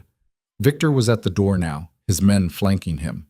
He looked back at her one last time. Lock the door behind us, he said. Don't open it for anyone except me or Dominic, understand? Ilara nodded, not trusting her voice. Then they were gone, disappearing into the night. She locked the door with trembling hands and backed away, the gun heavy in her grip. The cabin fell silent except for the sound of her own ragged breathing. She waited. The first gunshots came 10 minutes later, distant but unmistakable, the sharp crack of rifles echoing through the trees. Ilara flinched, her back pressed against the far wall, the gun raised in shaking hands. More shots, closer now, then shouting. Men's voices, harsh and overlapping. She couldn't tell who was winning. The gunfire intensified, a sustained barrage that made the cabin walls seem paper thin. Ilara's heart hammered against her ribs, sweat slicking her palms. A scream cut through the chaos, raw and agonized. Then silence. Ilara's breath came in short, sharp gasps. She moved toward the window, careful to stay out of sight, and peered through a gap in the curtains. The woods were alive with movement, shadows darting between trees, muzzle flashes lighting up the darkness like fireflies. She saw Victor for a split second, moving with lethal precision, his weapon raised. Then he was gone, swallowed by the forest. Another burst of gunfire. Something hit the cabin wall and Ilara jumped back, her finger tightening on the trigger. Breathe. Just breathe. The gunfire stopped as abruptly as it started. Ilara waited, every muscle in her body coiled tight. Footsteps on the porch. Slow, deliberate. She raised the gun, aiming at the door. A knock. Alara? Victor's voice, rough and strained. It's me. Open up. Relief flooded through her and she rushed to unlock the door. It swung open and Victor stumbled inside, blood soaking through his left shoulder. Oh God! Alara grabbed his arm, helping him to the couch. You're hurt. I'm fine. He winced as he sat, his hand pressing against the wound. It went through. Just need to stop the bleeding. Dominic appeared in the doorway, looking equally battered. His sling was gone, his injured arm hanging limp at his side. We need to move, he said. Now. How many? Victor asked. Dead? Maybe 15. Dominic grabbed a first aid kit from a cabinet. But Alexei's still out there. He pulled back with the rest of his men. They're regrouping. Victor cursed under his breath. How long do we have? Not long enough. Dominic tossed the kit to Alara. Patch him up. We leave in 5 minutes. Alara's hands shook as she opened the kit, pulling out gauze and antiseptic. This is going to hurt, she warned. Victor's lips curved into something that might have been a smile. Not the first time. She pressed the gauze against his shoulder and he hissed in pain but didn't pull away. You shouldn't have gone out there, she said, her voice tight. You could have been killed, but I wasn't. Victor, I told you. He caught her wrist, his fingers warm despite the blood loss. I'll do whatever it takes. Alara wanted to scream at him, to shake him, to make him understand that his life mattered more than some misguided sense of protection. But the look in his eyes stopped her. He wasn't doing this out of duty or obligation. He was doing it because he couldn't live with himself if he didn't. We need to go, Dominic said from the doorway. They're flanking us. Victor stood, swaying slightly but steady enough. He grabbed a rifle from the table and checked the ammunition. Where? Alara asked. The harbor. Victor moved toward the door. I have a boat waiting. We get there, we disappear. Alexei can't track us on the water. And if we don't make it... Victor met her gaze, and for the first time she saw doubt flicker in his eyes. Then we die trying. Blob. They ran. Through the woods, stumbling over roots and fallen branches, the sound of pursuit growing louder behind them. Alara's lungs burned, her legs screaming in protest, but she didn't stop. Victor was ahead of her, one hand pressed to his bleeding shoulder, the other gripping his weapon. Dominic brought up the rear, occasionally turning to fire at the shadows chasing them. The trees thinned, and suddenly they were on a road, cracked asphalt gleaming under moonlight. A car was waiting, engine running. Get in, Victor shouted. Alara dove into the back seat, Victor sliding in beside her. Dominic jumped into the driver's seat and floored it before the door was even closed. The car fishtailed, tires screeching, then straightened out. Behind them, headlights appeared. They're following, Alara said, her voice tight. I see them. Dominic's hands were white-knuckled on the wheel. Hold on. He took a turn at 60 miles an hour, the car sliding sideways before finding traction. The headlights behind them matched the turn. Victor rolled down his window, leaning out with his rifle. What are you... Alara started. He fired 3 shots in quick succession, and one of the pursuing cars swerved, smoke billowing from its hood. It spun out, crashing into a guardrail, but 2 more took its place. Faster, Victor said, ducking back inside. I'm trying, Dominic snarled. The harbor appeared ahead, a sprawl of docks and warehouses silhouetted against the water. Dominic didn't slow down. He drove straight through a chain-link fence, metal screaming as it tore, and onto the docks. The car skidded to a stop, and they were out, running toward a boat at the far end. Gunfire erupted behind them. Alara felt something whip past her ear, close enough to feel the displacement of air. Victor grabbed her hand, pulling her forward. They reached the boat, and Dominic was already untying the moorings. Get in, he shouted. Alara jumped, landing hard on the deck. Victor followed, then Dominic. The engine roared to life, and the boat lurched away from the dock. A figure appeared at the end of the pier. Alexei. He raised a weapon, aiming at the retreating boat. Victor moved without thinking, his body shielding Alara's. The shot rang out, and Victor jerked back, blood blooming across his chest. No! Alara screamed, catching him as he fell. They hit the deck together, his weight collapsing onto her. Victor, Victor, stay with me. His eyes were unfocused, blood bubbling at the corner of his mouth. Get us out of here, she screamed at Dominic. Dominic opened the throttle and the boat surged forward, leaving the harbor behind. Alara pressed her hands to Victor's chest, trying to stem the bleeding, but it was everywhere. Too much, too fast. "Don't you dare," she choked out. "Don't you dare leave me." Victor's hand found hers, his grip weak. "Alara, shut up. Save your strength. Listen." He coughed, and more blood came up. "I need you to... No, we're getting you to a hospital. You're going to be fine." "Alara."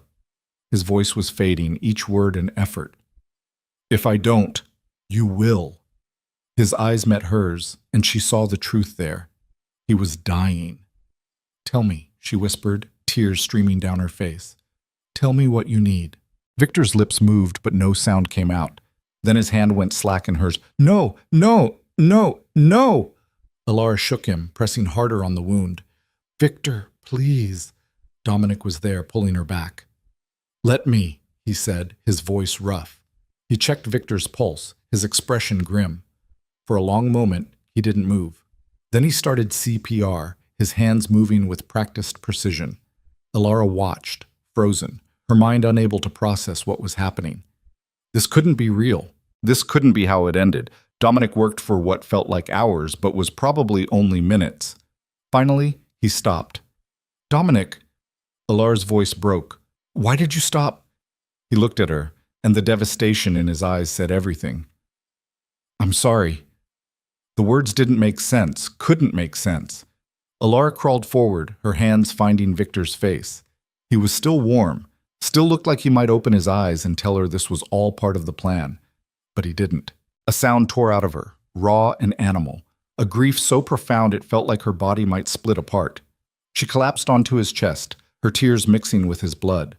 Dominic turned away, giving her privacy in her devastation. The boat cut through dark water, carrying them toward an uncertain future. And Alara held the man she'd chosen, the man who'd burned the world for her, as his body grew cold in her arms. She didn't know how long she stayed like that. Eventually, Dominic's hand came to rest on her shoulder. "Alara," he said quietly, "we need to..." "Don't." Her voice was hollow. "Don't tell me we need to move. Don't tell me it's not safe. Just don't." Dominic was silent for a moment. Then, "He saved you. Right at the end. He chose you." Alara closed her eyes, fresh tears spilling over. "I know. He'd want you to survive this. I know that too. But knowing didn't make it hurt less." Dominic moved away, giving her space again. Alara pressed her forehead to Victor's, her hands cradling his face. "I'm sorry," she whispered. "I'm so sorry. I couldn't save you." The boat's engine hummed beneath her, steady and relentless, carrying her away from everything she'd known, everything she'd chosen, everything she'd lost. And as the shore disappeared behind them, Alara made a decision. She would survive this. Not because Victor would have wanted it, but because she owed him that much. She owed him everything. The boat docked in a small marina 2 hours later, dawn breaking pink and gold over the water. Dominic had made calls during the journey, quiet, clipped conversations that Alara didn't try to listen to. When they pulled up to the dock, 2 men were waiting. They took Victor's body without ceremony, wrapping it in canvas and carrying it away. Alara watched them go, numbness settling over her like a blanket. "Where are they taking him?" she asked. "Somewhere safe." Dominic's voice was rough. "Somewhere, Alexei, can't desecrate what's left." Alara nodded, not trusting herself to speak. Dominic led her off the boat and into a waiting car. They drove in silence, the city waking around them, oblivious to the violence that had unfolded in the night. Finally, Alara spoke. "What happens now?" Dominic didn't answer immediately. "Now," he said finally, "we regroup, figure out our next move." "Our?" He glanced at her, something hard in his expression. "You're part of this now, whether you want to be or not. Alexei won't stop until you're dead. And with Victor gone..." He trailed off, but the implication was clear. She was a target, and she was alone. "I want him dead," Alara said quietly. Dominic's hands tightened on the steering wheel. "What?" "Alexei." She turned to look at him, and her voice was ice. I want him dead. I want everyone who helped him dead. I want them to pay for what they took from me. Dominic studied her, and something like respect flickered in his eyes. That's a dangerous road. I don't care. He was quiet for a long moment, then, okay. Okay? Victor left instructions. Dominic pulled the car into an underground parking garage. In case something happened to him, assets, contacts, contingency plans, everything you'd need to finish what he started. Alara's breath caught. He knew he might die. He always knew. Dominic killed the engine. He just hoped he'd have more time. They sat in silence, the weight of that revelation settling between them. Finally, Dominic opened his door. Come on, he said. We have work to do. Alara followed him into a building she didn't recognize. Industrial, anonymous, the kind of place that didn't ask questions. Inside, Dominic led her to a small office. On the desk was a laptop, a stack of files, and a handwritten note. Alara's hands shook as she picked it up. The handwriting was Victor's, precise, controlled, achingly familiar. If you're reading this, I'm gone. I'm sorry. For everything I put you through, for every choice that led us here. But I don't regret a single moment. You made me feel human again, and for that I will always be grateful. The resources in this room are yours. Use them. Finish this. And then live, Alara. Live the life I couldn't give you. V. Alara read it 3 times, her vision blurring. Then she set it down and opened the laptop. Files upon files. Bank accounts. Contacts. Security footage. Evidence. Everything she needed to destroy Alexei Kozlov. Dominic stood in the doorway, watching her. What are you going to do? He asked. Alara looked up, and the grief in her eyes had hardened into something else. Something dangerous. I'm going to finish this, she said. And then I'm going to make sure everyone knows what it costs to take something from me. Dominic nodded slowly. Then let's get to work. And in that moment, Alara Voss, the invisible woman, the silent assistant, the one who'd always stayed in the shadows, stepped fully into the light, not as Victor's partner, as his successor. And Alexei Kozlov had no idea what was coming for him. 3 weeks passed before Alara was ready. 3 weeks of sleepless nights spent poring over Victor's files, mapping Alexei's empire piece by piece. 3 weeks of learning to shoot with precision instead of panic, her hands steadying with each session at the range Dominic had found. 3 weeks of letting grief harden into something sharper, more dangerous. She stood now in front of a mirror in the safe house, barely recognizing the woman staring back. Her hair was pulled tight, her face leaner from stress and lack of appetite. But it was her eyes that had changed the most. No longer the soft uncertainty of someone who'd spent years hiding. Now they held something cold and unforgiving. Dominic appeared in the doorway behind her. It's time, he said. Alara nodded, checking the weapon holstered at her hip one final time. The weight of it had become familiar, almost comforting. You don't have to do this, Dominic added, though his tone suggested he already knew her answer. I can handle Alexei. You can walk away. Start somewhere new. Alara turned to face him. He killed Victor, she said simply. I'm not walking away from that. Dominic studied her for a long moment, then nodded. Then let's finish this. They moved through the safe house, collecting equipment, phones, files, weapons, everything they'd need for what came next. In the car, Dominic outlined the plan one more time. Alexei's holed up in a penthouse downtown, 24th floor, northeast corner. He's got security, but they're spread thin after we took out half his crew at the harbor. We go in quiet, take out the guards on the perimeter, then move up. And when we reach him? Alara asked. Dominic's jaw tightened. That's your call. The city rolled past the windows. Anonymous faces, ordinary lives continuing while hers had been torn apart. Alara wondered if any of them knew what it felt like to lose everything, to have the person you'd chosen ripped away before you'd even had a chance to understand what you'd found. Probably not. Probably they were all safe in their comfortable ignorance. She envied them. The building loomed ahead, glass and steel reflecting the late afternoon sun. Dominic parked 3 blocks away and they approached on foot, blending into the crowd of professionals heading home from work. Security at the entrance was minimal, a board guard checking IDs without much interest. Dominic flashed credentials Victor had prepared months ago, some contingency plan for a situation just like this, and they were waved through. The elevator ride to the 24th floor felt endless. Alara's heart hammered against her ribs, but her hands remained steady. She'd learned that from Victor, how to compartmentalize fear, to lock it away until the job was done. The doors opened onto a hallway lined with expensive artwork and muted lighting. 2 guards stood outside the penthouse door. They saw Dominic and Alara approaching and immediately reached for their weapons. Dominic moved first. 2 shots, both silenced, both precise. The guards dropped without a sound. Alara stepped over one of them, her stomach churning but her face impassive. She'd seen worse in the past 3 weeks. Done worse. Dominic worked on the lock while Alara watched the hallway. 30 seconds later, the door clicked open. Inside, the penthouse was obscene in its luxury.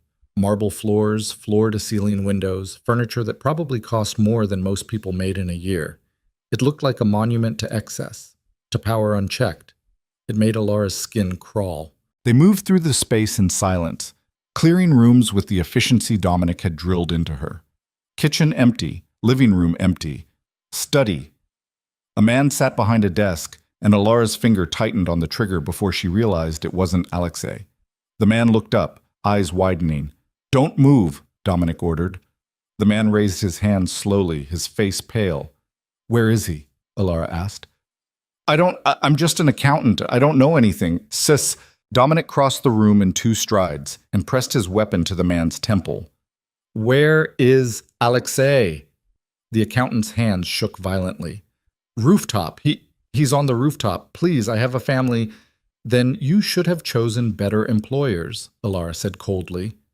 Dominic zip-tied the man's hands and left him on the floor. They found the access stairs and climbed. At the top, a heavy door stood between them and the roof. Dominic tested it. Locked from the other side. "We'll have to—" The door swung open.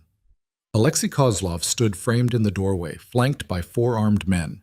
His expression was calm, almost amused. "Miss Voss," he said, "I was wondering when you'd come." Alara raised her weapon, but Alexei's men already had theirs trained on her and Dominic. "I wouldn't," Alexei advised. "You're outgunned. And while I admire your determination, I'd prefer this conversation to happen without unnecessary bloodshed." "You killed Victor," Alara said, her voice deadly quiet. "Actually, that was an unfortunate accident." Alexei stepped aside, gesturing for them to come onto the roof. "I was aiming for you. Victor got in the way."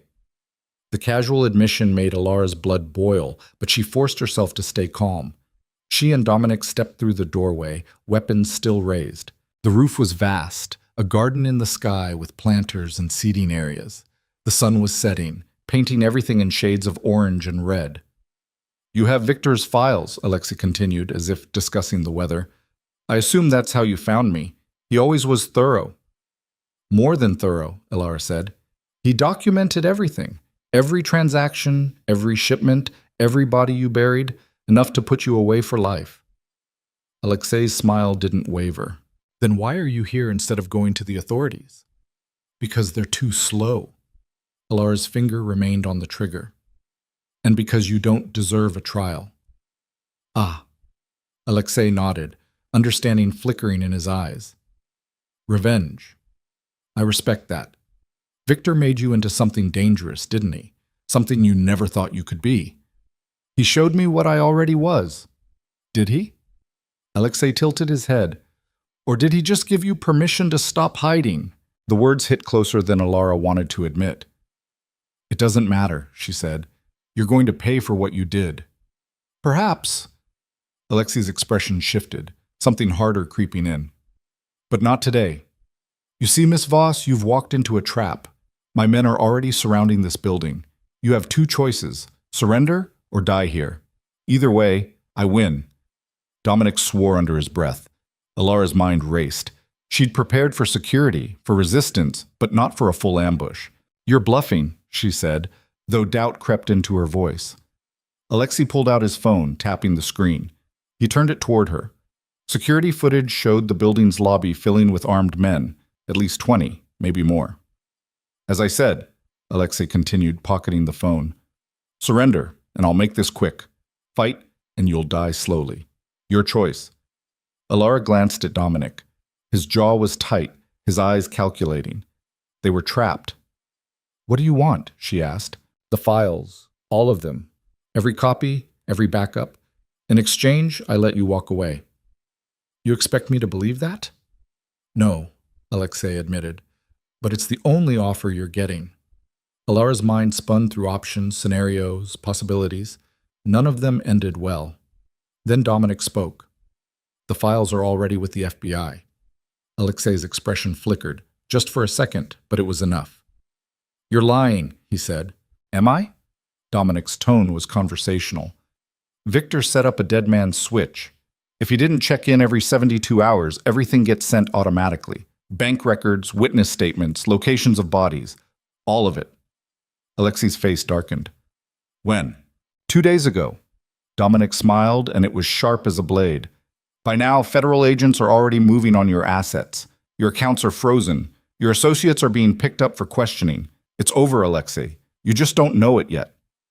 Alara watched Alexei's composure crack, rage bleeding through. Then you've signed your death warrant, he snarled, raising his hand to signal his men. Alara moved without thinking. She fired. Not at Alexei. At the propane tank sitting near one of the rooftop grills. The explosion was deafening. Fire and shrapnel erupted, and Alexei's men scattered, diving for cover. Alara grabbed Dominic's arm, pulling him behind a concrete planter as bullets started flying. That was insane, Dominic shouted over the chaos. Got a better idea? He didn't answer, just returned fire at the shapes moving through the smoke. Alara's ears rang, her vision blurred from the heat and debris. She fired blindly, her training taking over. Breathe, aim, squeeze, don't jerk the trigger. One of Alexei's men went down, then another. But there were too many. A bullet struck the planter inches from Alara's head, spraying concrete fragments. She ducked lower, reloading with shaking hands. Across the roof, through the smoke, she saw Alexei running for the door.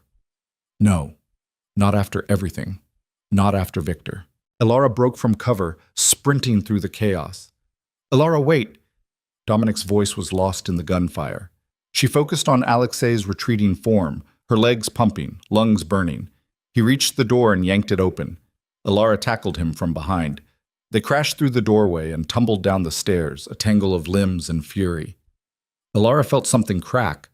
Her rib, maybe his, but she didn't let go. They hit the landing hard, and Alexei shoved her off, scrambling to his feet. Alara's gun had been knocked from her hand in the fall. She looked around frantically, spotted it 3 feet away. Alexei saw it too. They both lunged.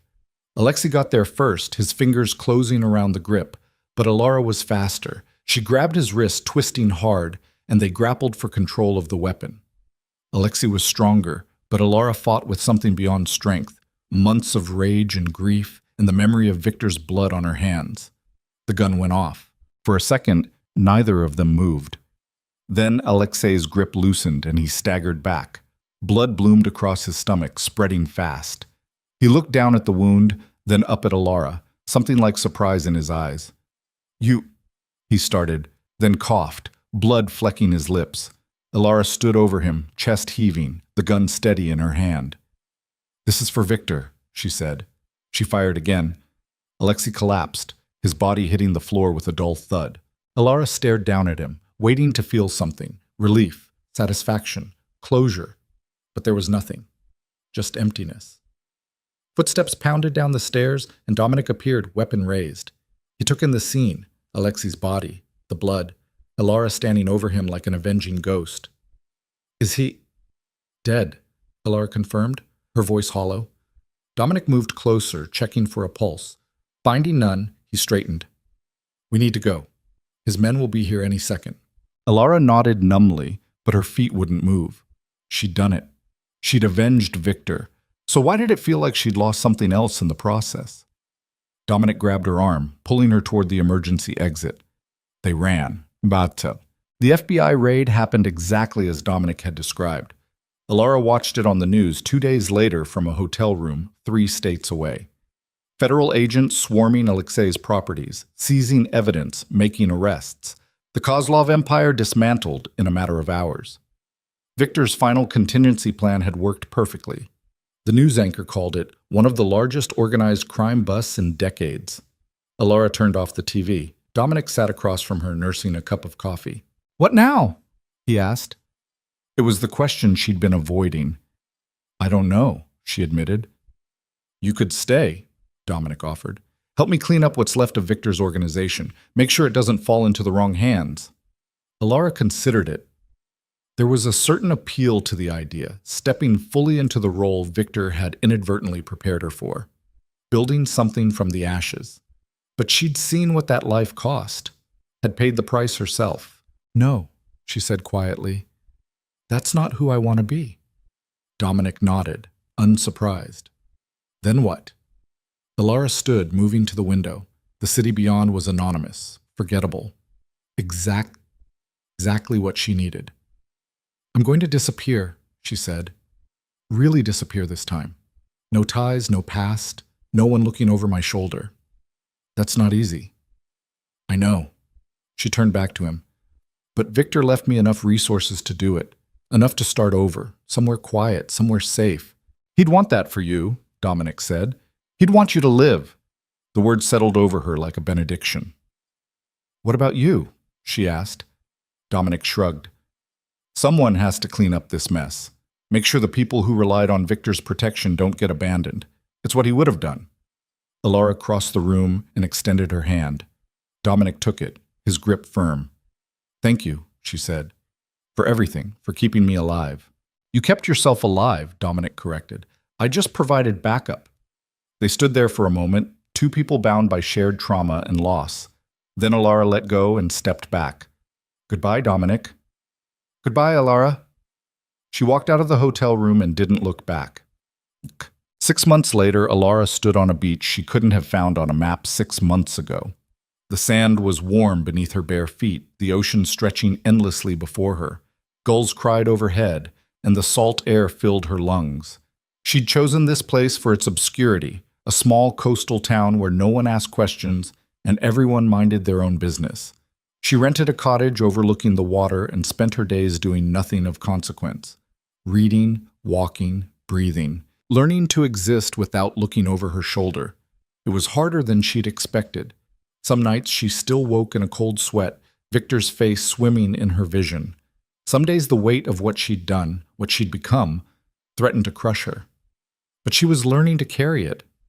Learning that survival wasn't the same as living, and that maybe, eventually, she could figure out how to do both. She'd started small, volunteering at the local library, sorting books, and helping tourists find what they needed. It was simple work, invisible work, the kind she used to do. But this time, she chose it. This time, no one owned her. One afternoon, while shelving returns, she noticed a man watching her from across the room. He was older, maybe 70, with kind eyes and hands that looked like they'd seen hard labor. "You're new here," he said when she approached. "A few months now," Alara replied. "Running from something?" The directness of the question caught her off guard. "Why do you ask?"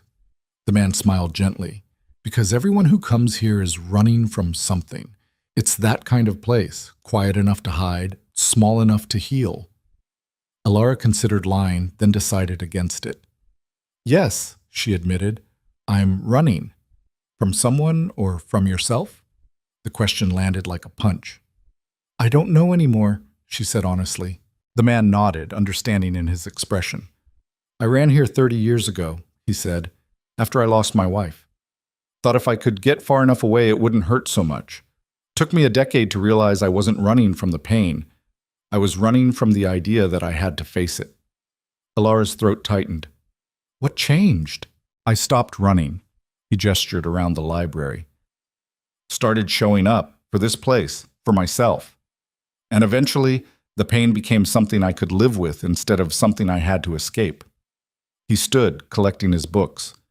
"Give it time," he said. "You'll figure out who you are now that you're not who you were." He left before she could respond, but his words stayed with her. That night, Alara walked along the beach, the moon painting a silver path across the water. She thought about Victor, about the woman she'd been before him, invisible, safe, half alive. about the woman she'd become because of him, dangerous, grieving, irrevocably changed, and about who she might become next. She'd spent 6 years loving him in silence, 3 weeks avenging him, and 6 months trying to forget. But she was done forgetting, done running, done being afraid of what she'd lost and what she'd become in the losing. Victor had given her something she'd never had before, the courage to be seen, to matter, to choose. He'd also taken something from her, the illusion that safety was the same as freedom. But maybe that was the point. Maybe real freedom wasn't about being safe. It was about knowing you could survive even when everything fell apart. Alara stopped walking, her toes sinking into wet sand where the waves reached. She closed her eyes and let herself remember. The way Victor had looked at her that first night in his office, like he was seeing straight through every defense she'd built. The warmth of his hand on her face. The sound of his voice when he'd said her name. The weight of his body in her arms as he died. She let it all wash over her. The love, the loss, the rage, the grief. Let it hurt. And then, slowly, she let it go. Not completely, never completely, but enough. Enough to breathe. Enough to keep walking. When she opened her eyes again, the moon was still there. The ocean was still there. The sand beneath her feet was still solid, and she was still here, still breathing, still choosing. She turned and walked back toward her cottage, leaving footprints that the tide would erase by morning.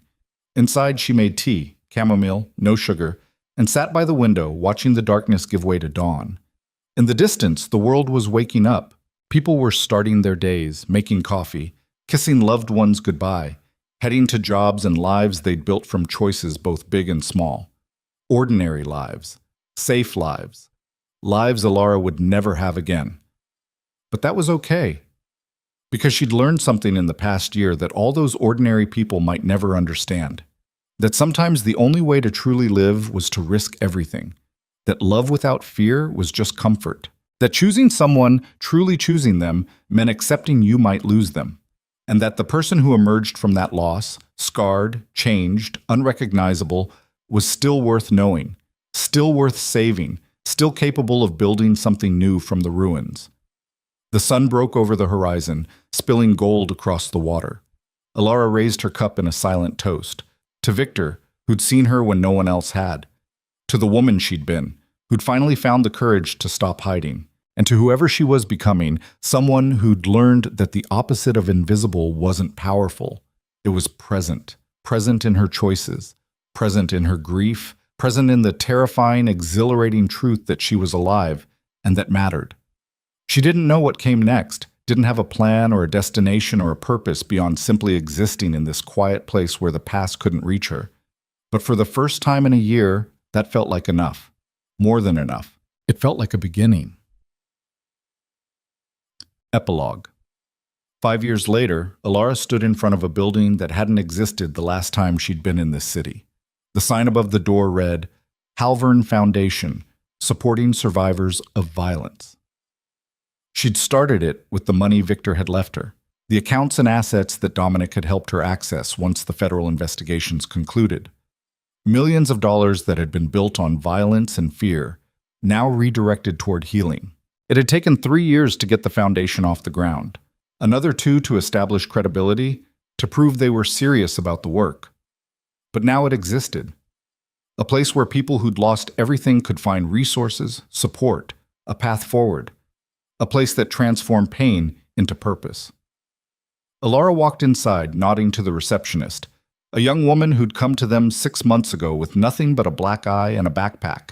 Now she was enrolled in college, living in a safe apartment, building a life on her own terms. There were dozens of stories like hers. People who'd been invisible, disposable, forgotten. People Alara understood in a way most couldn't. Her office was small, functional, decorated with photos of the people they'd helped. She sat behind her desk and opened her laptop, reviewing grant applications and outreach proposals. This was her life now. Not glamorous, not powerful in the way Victor's world had been powerful, but meaningful. A knock on the door interrupted her work. "Come in," she called. Dominic stepped inside, looking older but somehow lighter than the last time she'd seen him. The weight of Victor's empire was gone.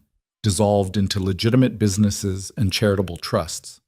"I heard you were in town," he said, settling into the chair across from her. "Just for the week." Alara closed the laptop. "We're opening a second location. Needed to meet with the city council." "How's that going?" "Better than expected." She smiled and it reached her eyes. "Turns out people like funding organizations that actually help instead of just talking about it." Dominic chuckled. "Victor would be proud," he said quietly. The name still hurt even after 5 years, but it was a different kind of hurt now, softer, more like nostalgia than grief. "I hope so," Alara said. They sat in comfortable silence for a moment. "You ever think about coming back?" Dominic asked. "To the city, I mean. Permanently." Alara considered it. She'd built a good life in that small coastal town, had friends, routines, peace, but she'd also learned that running from your past didn't make it disappear. "Maybe someday," she said. "When I'm ready." "And when will that be?" She met his gaze and something in her expression made him smile. "When I stop measuring my life by what I lost," she said, "and start measuring it by what I've built." Dominic stood, extending his hand. "Then I'll see you when you're ready." They shook, and he left. Alara returned to her work, but her mind lingered on the conversation. She thought about the woman she'd been, silent, invisible, safe. The woman she'd become, dangerous, grieving, transformed. And the woman she was now, scarred but present, broken but building, alive in ways she'd never imagined. None of those women were the same, but they were all her. And for the first time in longer than she could remember, that felt like enough. She opened a new document and began drafting a speech for the Foundation's fundraiser next month. The words came easily, flowing from years of experience living in the space between loss and hope. "We don't choose what breaks us," she wrote, "but we do choose what we build from the pieces." Simple. True. The kind of thing Victor might have said if he'd lived long enough to learn that power wasn't about control. It was about choice. And Alara had finally chosen herself. Outside her window, the city moved on. Oblivious, relentless, full of ordinary people living ordinary lives. But Alara knew the truth they didn't, that there was no such thing as an ordinary life. Only lives lived in silence, and lives lived out loud. She'd tried both, and she knew which one she'd choose, every single time. The sun set over the skyline, painting everything in shades of gold and amber. Alara watched it for a moment, then returned to her work. There were people waiting. People who needed to know they weren't alone. People who needed to hear that survival was possible, that healing was real, that the person you became after everything fell apart could still be someone worth knowing. She would tell them. She would show them. Because she'd lived it. And she was still here. Still choosing. Still building. Still alive. And that, more than anything else, was the victory Victor had given her. Not power. Not safety, but the unshakable certainty that she could lose everything and still find a way forward. That she was more than what had been done to her, more than who she'd been before, more than the grief and rage and fear that had nearly consumed her. She was Alara Voss, and she was enough.